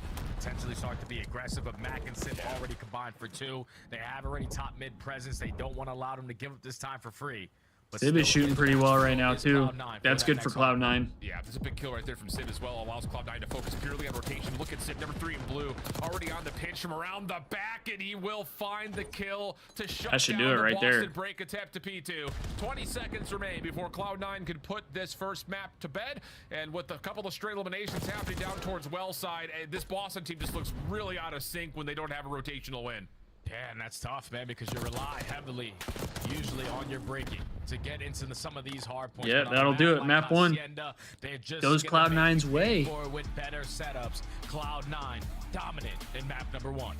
Yeah, it really was. I just saw Crimp hit him with a fucking dog shit. Y'all see that? You gotta mention it with Boston's hard point. A lot of their success coming by way of their break attempts, but a map like Hacienda with players who know what they're doing on the macro side of manipulating spawns and continuing to keep the map kind of in their favor, keep the map in front of you. It just never really allowed Boston to get anything going. I mean, Purge had a slow start, that's for sure, but I mean, there really wasn't a rotational win for Boston anywhere in that second half of the map. And the thing is, we keep talking about their rotations. They couldn't win a couple. It's just like the way that they were approaching their breaks as well, Alan, didn't really make sense to me. As soon as we jump into that listening, and it's Cloud9, just non-stop energy into that P2 HP. Boston were the team initially in there. They found 3 kills. I mean, Sim was the only one to get 30 that map. But Kremp just did such a great job of staying alive through side door, forcing Boston to consistently try to think about him. He stalls enough time for his teammates to eventually approach from the front. They find a break. Sib walks his way, actually swims his way through that water side, and is able to catch a double. But then the re-break opportunity for Boston, you're getting those close well spawns. They decide to 4-hit driveway. That's the thing that doesn't make sense to me, because there's only 30 seconds left on P2. 4-hitting driveway, if you don't get those kills, you're still going to spawn on that side of the map for that next hard point. So it just looked like Boston weren't really in sync of how they wanted to execute these proper breaks here, but that's just not how you're going to be able to do it when Cloud9 are just simply outclassing you in the fundamentals. Clean stuff from Cloud9. It continues to trend in their direction. The only stumble that they've had so far, really since Madrid was what do you call it? The CDL Intel account tweeted like a Thieves win graphic, and they did the GG shitters, but they started out like Nadeshot did for the Marvel Rivals game the other day. I don't think it's just that. It's just the way that's crazy. The combination of Kremp and Mac just looks a lot more, I would say, like intentional. I just felt like so many times at the beginning of this Cloud9 season, it was a lot of trying to do the right things on rotation, but the SMGs were nowhere to be found around what Attach and Sib were trying to do. But now it looks like they're on the same page, and yeah, this has been really fun to watch if you're a Cloud9 fan. Hey, you could just tell by the entire map 1. We're early off the rotations to all of these money hills. You had Boston still contesting at the end of P3 with about 20 seconds left. Attach said, okay, you guys can have that. You can take that final 15 to 20 seconds. I'm going to go to the money hill at P4 and set up properly, nice and early. And he was able to soak up almost 3 minutes in hill time. So, Attach, you played that objective. The game gets a lot easier for everybody else. Indeed the case. So now we take our focus to the vault, search and destroy. It has not been a map with a lot of success for Cloud9. They played it a lot through the Major 1 qualifiers. They only won it a single time in that game in week number 1. For Boston, I'm gonna have to get that little clip of Scrap like win versus LAG. So his face all up in the camera, just going nuts. I'm gonna have to get that as like a picture. Yeah, I think obviously on the side of Boston, you only played it 1 time versus LAG. Because that man is a clown. He is something else. Being due to the dominance that you were able to show on your defensive side, basically 100% every single time they needed to retake. I'm hoping for Major 2 we get to meet the boys. I've already met Dan. Obviously, I've done a interview with him. Haven't gotten to meet any of the other guys though, so it would be pretty cool to hopefully get a chance to meet them at the Major. Even when they get the bomb planted, or even when they find the first kill, their post-plant situations aren't really the best. When they plant third most on the map, Alan, that means you have a lot of reps. You're getting the bomb down a majority of the times, but every single setup that you have tried to throw at them are easily getting broken into. So what kind you of want a signed controller from them? Have made so far in their so I have a signed one from last season's you team. can actually extend that conversation point but to the search and destroy at large for Cloud9. I don't know I mean, just on active maps, if I want to try and take that with me to get that signed as well, or if I just the objective focus has not necessarily been there. Like hold off and get something else signed, like maybe just the jerseys or something. But they're in the top half in terms of being able to successfully retake. So almost got a signed controller from the Boston Major in Modern Warfare 2. That would have been cool. That would have been cool for sure. If you would have got the champs team. Being able to successfully retake it. So I do wish I could get like the champs players. Especially considering that we are expecting the bomb to be planted pretty often on Vault Search. Yeah, this is usually what the map turns into. Head bashing, especially Kenny and Octane. Let's get the bomb down. Let's play our post-plant scenario. And then right now, obviously, Boy, since he's still on the team as well. Everybody keeps saying like they're not really a good Kenny and Octane, they're like they should be a lot better in that mode. They're like the historic Thieves players, you know what I mean? In that map number 5 on Skyline, where they ended up falling short the way they did versus Ultra. It's just the early round setups from Boston. Oh, really? In my opinion, because I'm sitting there watching. And it's a yeah, lot that of would have been really sick. Players trying to make plays. Like Purge multiple times getting caught off guard. He had 4 first steps yesterday. You don't really want to start a search and destroy like that as a team. Like you want to rely was on Blaze doing it back in Black Ops 4? When you start to catch some timings, because if he was, he pulled me up to do like a rock paper scissors thing at the event that I was at, and I lost, and it sucked because it was in front of everybody. Kind of the categorical way of talking about Boston is they live and die by their first. But I don't know if it was Blaze. Get them and then they win the round, or they lose them and they lose the round. It really doesn't feel like there's much of a level. I genuinely don't remember. But outside of this matchup, got to keep in mind that this will be our final weekend of Major 2 qualifiers before we take a bit of a break and we up the stakes a touch. Minor 2 will be happening this upcoming weekend, next weekend. And this is where we'll be taking on Rocker or Cloud9. Trying to keep my eye on Cloud9 versus Minnesota, based on how both these two teams. I mean, that match should be a banger. Thrilling first round. And then on the other hand, Thieves versus whoever wins could be a banger. We struggled against Minnesota last Major. For the most part, looking solid. Toronto maybe a little and bit then after that, it was so far. Any other thoughts Ravens, about that bracket before we jump into map 2 here? Boston and Miami. Man, one of those green teams in that first matchup will get a W. That's all I want to say, Alan. All the green teams right now are tending to struggle a little bit. Someone's got to turn it around. That's fair. We should have a pretty easy path to the finals for the minor Vegas tournament. got a map. Remember that? Fingers crossed. Fingers crossed. That, didn't we? Yep, yeah, we did. LAT 4 underground, bottom Skyline. Yep, I remember that. Bang. All right, here we go. Let's see what we get for map number 2. Looking at the difference between map 2s and map 5s, Cloud9 have not been the iciest squad, to say it plainly. 1 and 5 in their map 5s. Them and LAG are near the bottom of the leaderboards when it comes to being able to clutch up in 5 map situations. All right, we got ourselves a Vault S&D. It's going to be a bomb over and over and over again. On the post point here today. I'm so glad the Thieves don't play Vault, to be honest. Like, unless they have to, obviously, but like they don't choose to play this map because this map is really like this post a snoozer. Initially, it's just Mac inside the bomb site, but then a re-wrap back over through mid allows Krep to help out. Nice shots from Cammy. Gives himself a chance to isolate a 1v1 down low. Pistol out. Cammy could have had some stuff go his way there, honestly. Cloud9 successful in their first post plant. Yeah, biggest kill around without question is Max 1-on-1. I love that He's able to find one before dropping. I like to think ahead, you know, and I feel like that was the vibe I was getting, was that they were probably going to go A. If I had to guess, they probably go A here. To get away from you, and Boston's just barred their way on in. You didn't really have a lot of angles to unless they're not able to get bombed down right away. They're gonna hop on it through if they can get bombed down right away, they're going A. That's what I'm thinking. Mac secures the round.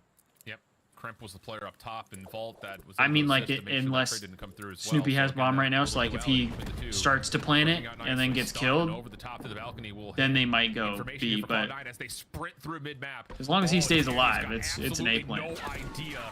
So now you've got an opportunity here to try to contest this post plant for Cloud9. And Awakening does give up his positioning, but he also finds a kill, makes it a 3v3. But Mac knows we have the numbers in towards the side. Let me just fly on in. Now Awakening left in a 1v3. He's on it though.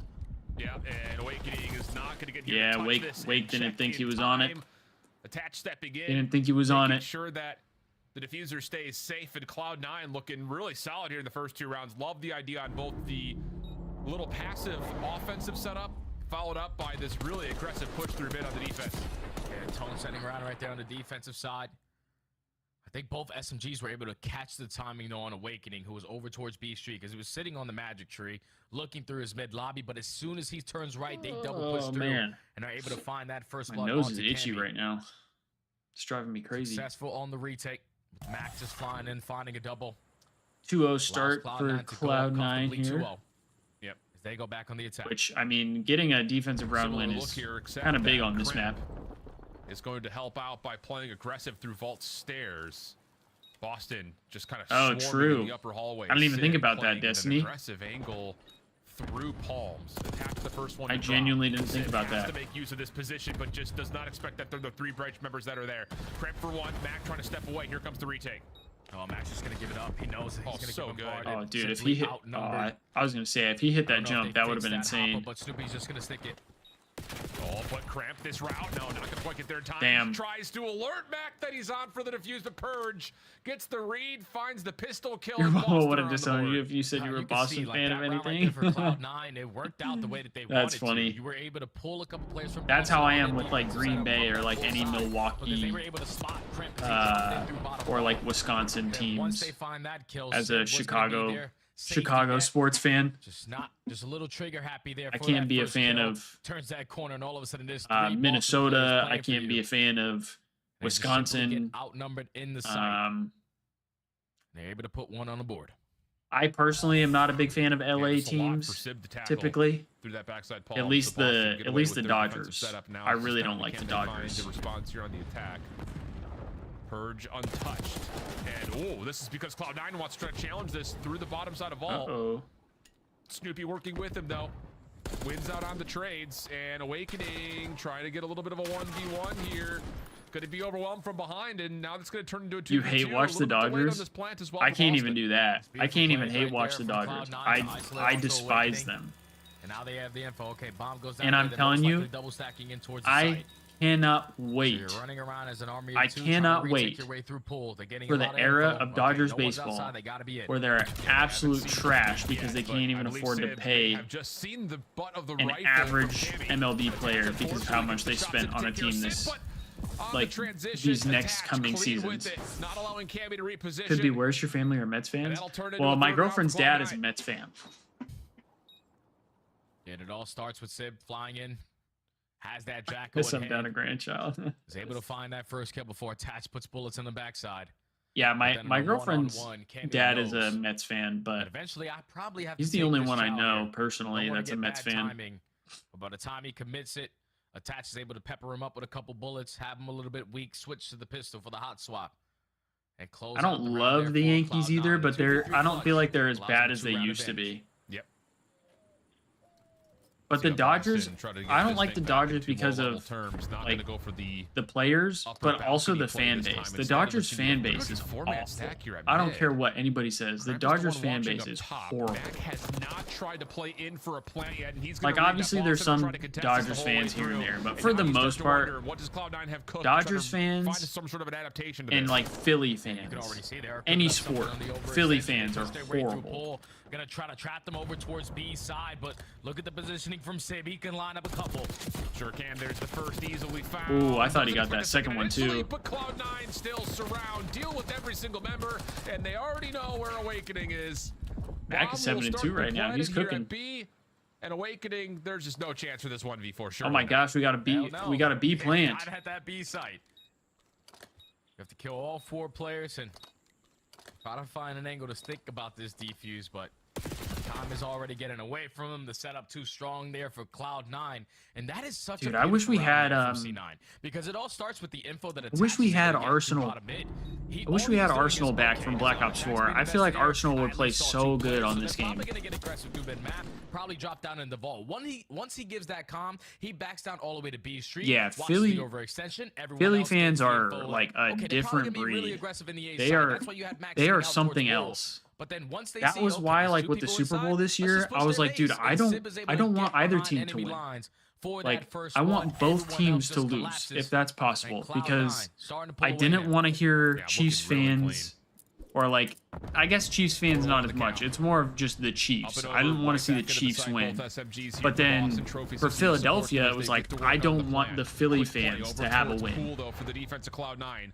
They will take this position over. Trophy system also seen and deleted a couple of toes tagged by yeah, ended in a draw, ended in a tie. Like, but have it be like not both teams win, both teams lose. And now it's just down to where is Cammy, and he's playing poolside, hopping for the defuse, no angle at it. Sib a couple of shots out. Cammy just trying to get the damage in, but the defuse is stuck the whole way, and Cloud9 they playing it on the other side. Like, is Cammy ever going to get active, like, on the pinch or anything? He knows that there's nonstop pressure over towards Bull, but he just waits for all the action to go down, eventually for him to wrap back and try to assist his teammates. It's just too bad there's no teammates to try to help out. Sip gets so locked in where he just straight up doesn't move. It's kind of crazy. Allow C9 to just simply stick it, watch over. You had Sib making sure no one was dropping in towards Vault. Like, he becomes like a statue. He just doesn't move. Shoulder, stick the defuse, Thank you, right Destiny. there from Cloud9 on the retake. It just feels like Cloud9 are getting such an easy read on Boston overall right now. Quick onto the plan. New York is kind of frying right now. On this 5-1. They will not be able to challenge this anytime soon. Gonna triple stack together on the. It seems like they have Vault kind of figured out here. Attach is already through. Cramp trying to slip away. No one's going to expect that. Attach is playing from this position though. He's going to find the first. Has a chance to challenge the pool over here as well. Doesn't find the player behind him. So hold on, Boston have numbers, but Awakening just dealt crazy with that shots from Attach. Slips away from the and takes care of Snoopy. Oh, mercy. Purge, last one left. 1v2, no way, no sir. Damn. 6-1 to search. Are we going to have a 3-3-1 day? Boston. Oh my God. Or 3-0 day? I don't know what's going on so far with a couple of these middle of the pack teams so far in Major 2 qualifiers, but they have just found. Because first game was 3-0 too, right? Since it was Vegas. They didn't search and destroy, because all I hear about when I talk about Cloud9 is, if Kremp is dead, he's not.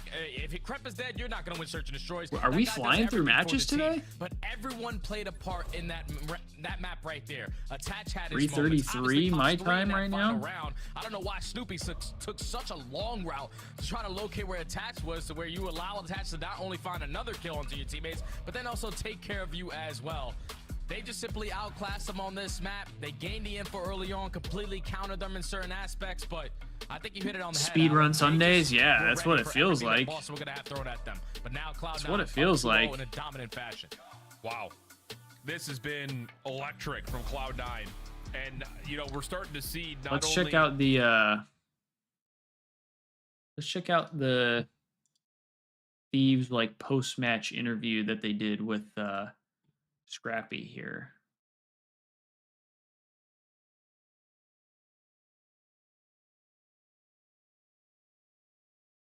All right, guys, we just beat Toronto 3-0. We're currently sitting 3-0 in the standings.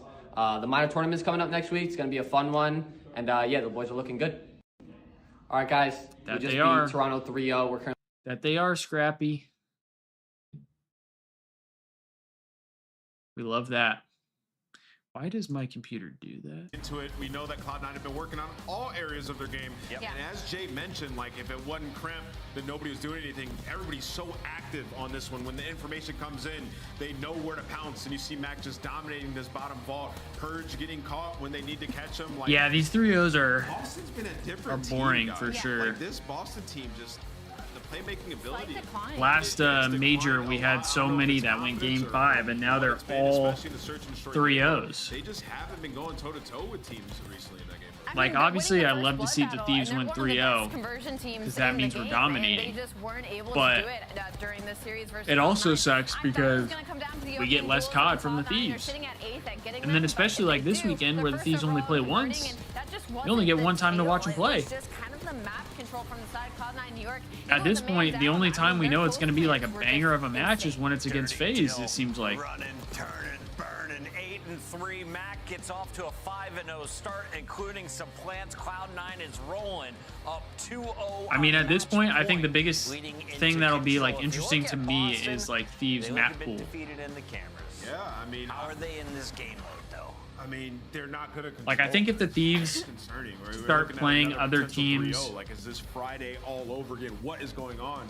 In different map pools, and they still are winning like really consistently, then I think we're in for a treat this season. Start putting it together strategically, they're gonna be a problem. Ali, you said Purge was going to drop the most kills in game 1. He had about 13 towards the end of that game. Is that the conclusion you're drawing today? I just always get so nervous for the Thieves. I am going to draw literally the break off of this first hard point is the cleanest Hacienda break off I have ever seen, and also set them up for so much success for the rest of this map. So let's hop right into it. We're going to open up this mini map, and what works out so well here for Cloud9 is just the fact that they accidentally completely counter Boston here. So Cloud9, this is the absolute opening break. They're going to send everybody towards this right side of hallways. Boston Breach is going to mirror them on the other side. The difference here is that somebody instantly hops into the hill from the Cloud9 right here and gets a nade up into this top window. What does that do? It weakens all 3 of the Boston Breach players and allows the ARs on the top side of these hallways to get some of these kills. So I'm going to let this roll for just a second because this is picture perfect. So it's going to be Mac. He gets in the hill, he gets some damage in the top 3 players, wins that opening blood, which allows his teammates not only the information of all of them being there, but to shut down and get a full 4 dead in the opening seconds of this hard point. And that's not it. They go on to do it a second time. So now I do like watching these because it gives me a better idea of how to play, like even just when I play ranked, you know? Towards fences. Number 3, already set up for these kills, and number 1's going to play this backup in case anybody spawns back here to try. I was gonna say that's why I like watching Octane crash out when he watches LAG because I learn more about the game. And not only I learn more about how to play the game from like a pro player's perspective. Map pressure to push into the side of Lambo and win not only the second rotation but the 3rd one over to fences as well. And with momentum like that, you're back to win a hard point. Cloud9 with the positional advantage in a number of those gunfights as well. The series is probably he's been pretty good. And Sip popped off that map, man. I mean, he's been saying like, if as long as Attach plays in the hill, I'm going to fry. And that's exactly what he did. And I vividly remember being in the green room, PJ standing up like, Attach, you have 9 seconds in the hill, brother. You gotta be in it. And if you know he's in the hill, you know he's not simply playing for kills. Everybody else can do their thing. In a good way. It is simple at the end of the day. Hacienda. You're 4-9 across all control maps, 30% win rate. I think we're going to a game 4. Boston, let's get weird. 4-9? You think they're going to a game 4? I don't know. It could happen. I don't know. It's feeling bad odds. I'm feeling it though. Double down. Do not take this guy. You're allowed to feel whatever you want to feel, Chris, and I don't mean that with any sort of pause. That's a pause right there. I got Jay weak there. What are we talking about? Jay, Hacienda control. Let's get into that conversation before I get myself fired. Yeah, Hacienda control, it should be a fun one, brother, because on one side, obviously, neither one of these squads really like to play it a lot.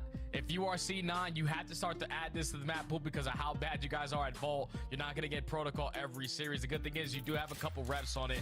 And the biggest thing that I look at with them on their Hacienda control is the fact that they have a lot of objective focus. On the opposite side for Boston, they get outslayed on both the offenses and the defenses, and they don't really average a lot of segments to their name. So they're not giving themselves a lot of time to even work some of these plays. So they just probably are going to have to figure it out. It has to start with the killer. Yeah, I think that is part of it. Is we just need to see some signs of life right now because Boston's getting absolutely smoked. I just have not been able to do anything. Like we talked about, kind of behind the 8 ball throughout the entirety of the Hacienda hardpoint. and then never really holding a candle what Cloud9 was throwing at him in the Search and Destroy. So here we go. Boston starting off on offense. This would be a prime opportunity in time to just get the guns hot and just start finding some momentum. You already see the approach for Boston. You want to attack over towards Seeker. You want to try to be the aggressive. Start off initially over towards B, but Sid lines up a double frag. Sid lines up a 3-piece, and that's a clean 4 dead, all map control, and now you're trapped. I mean, that's just one of those kind of day one things here when it comes to hot state of control. We know for a fact that the battle is going to ensue topside fire, and it's just a couple of pre-fire shots and then a nade just lands right in your back pocket. And Cloud9 are already packing the pain onto Boston. And, well, there's an exit starting to come through the middle of the map here. Attaches mostly focused on what's happening over towards the B point. He's being a little bit challenged from 2 sides at once. So there we go, 3 for 1. And Boston will have an opportunity to stop the clock at B.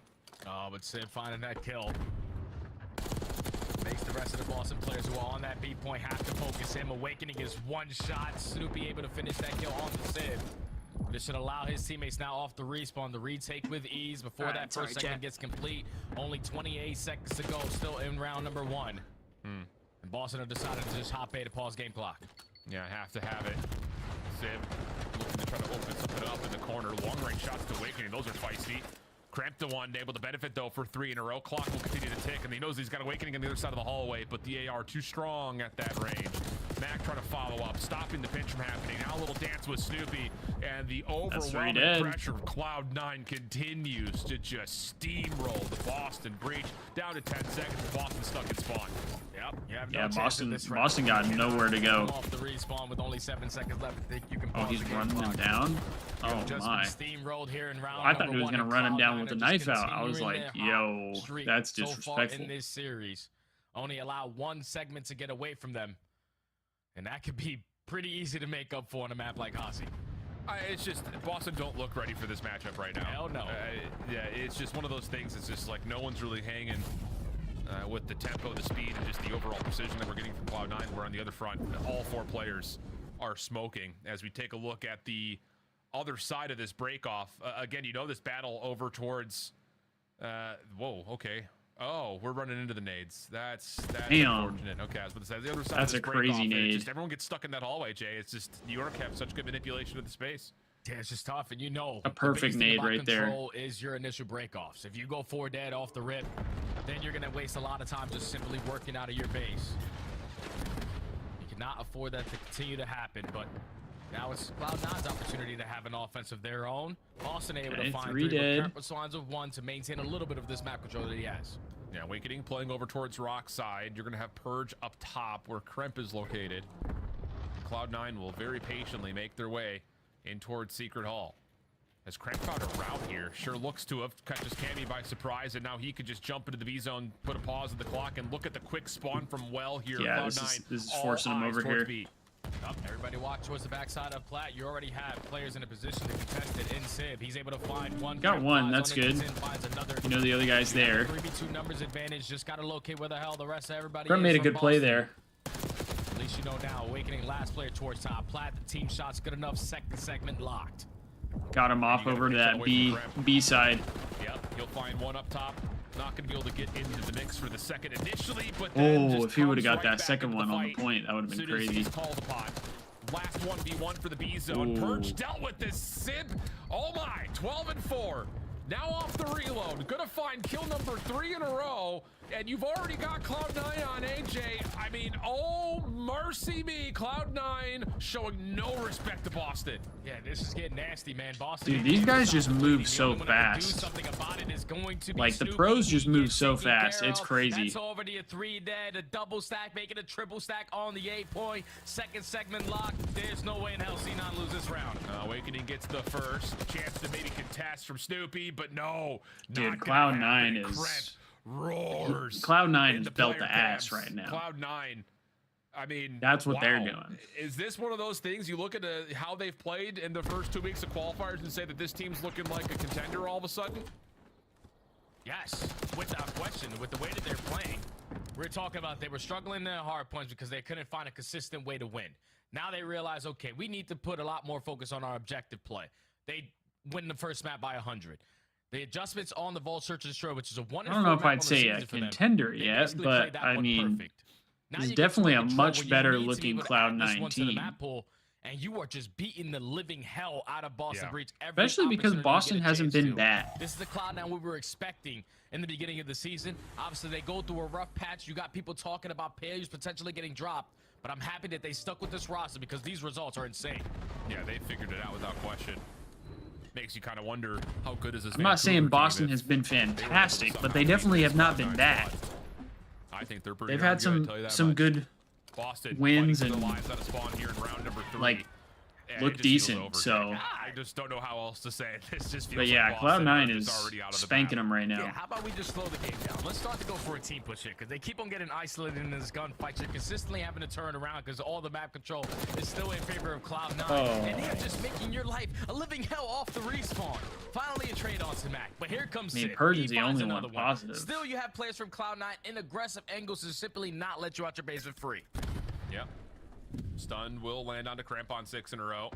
Purge, the one feeling like he wants to try to test this, as there's a team kill and an elimination from Attach, and that's just the game right there. Yeah, that should be it. Really, that should be it. That one was a talk about a DoorDash. That one was a DoorDash. Behind the play and open up space for his squad mates, but I mean, it's Cramp is pissing. 16 and Cramp's on 9.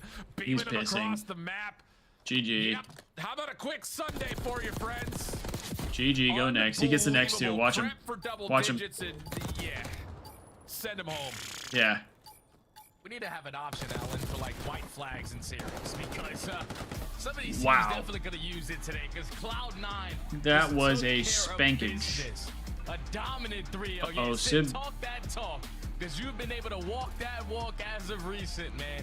They have just found what they were looking for when this team first was going to be formed.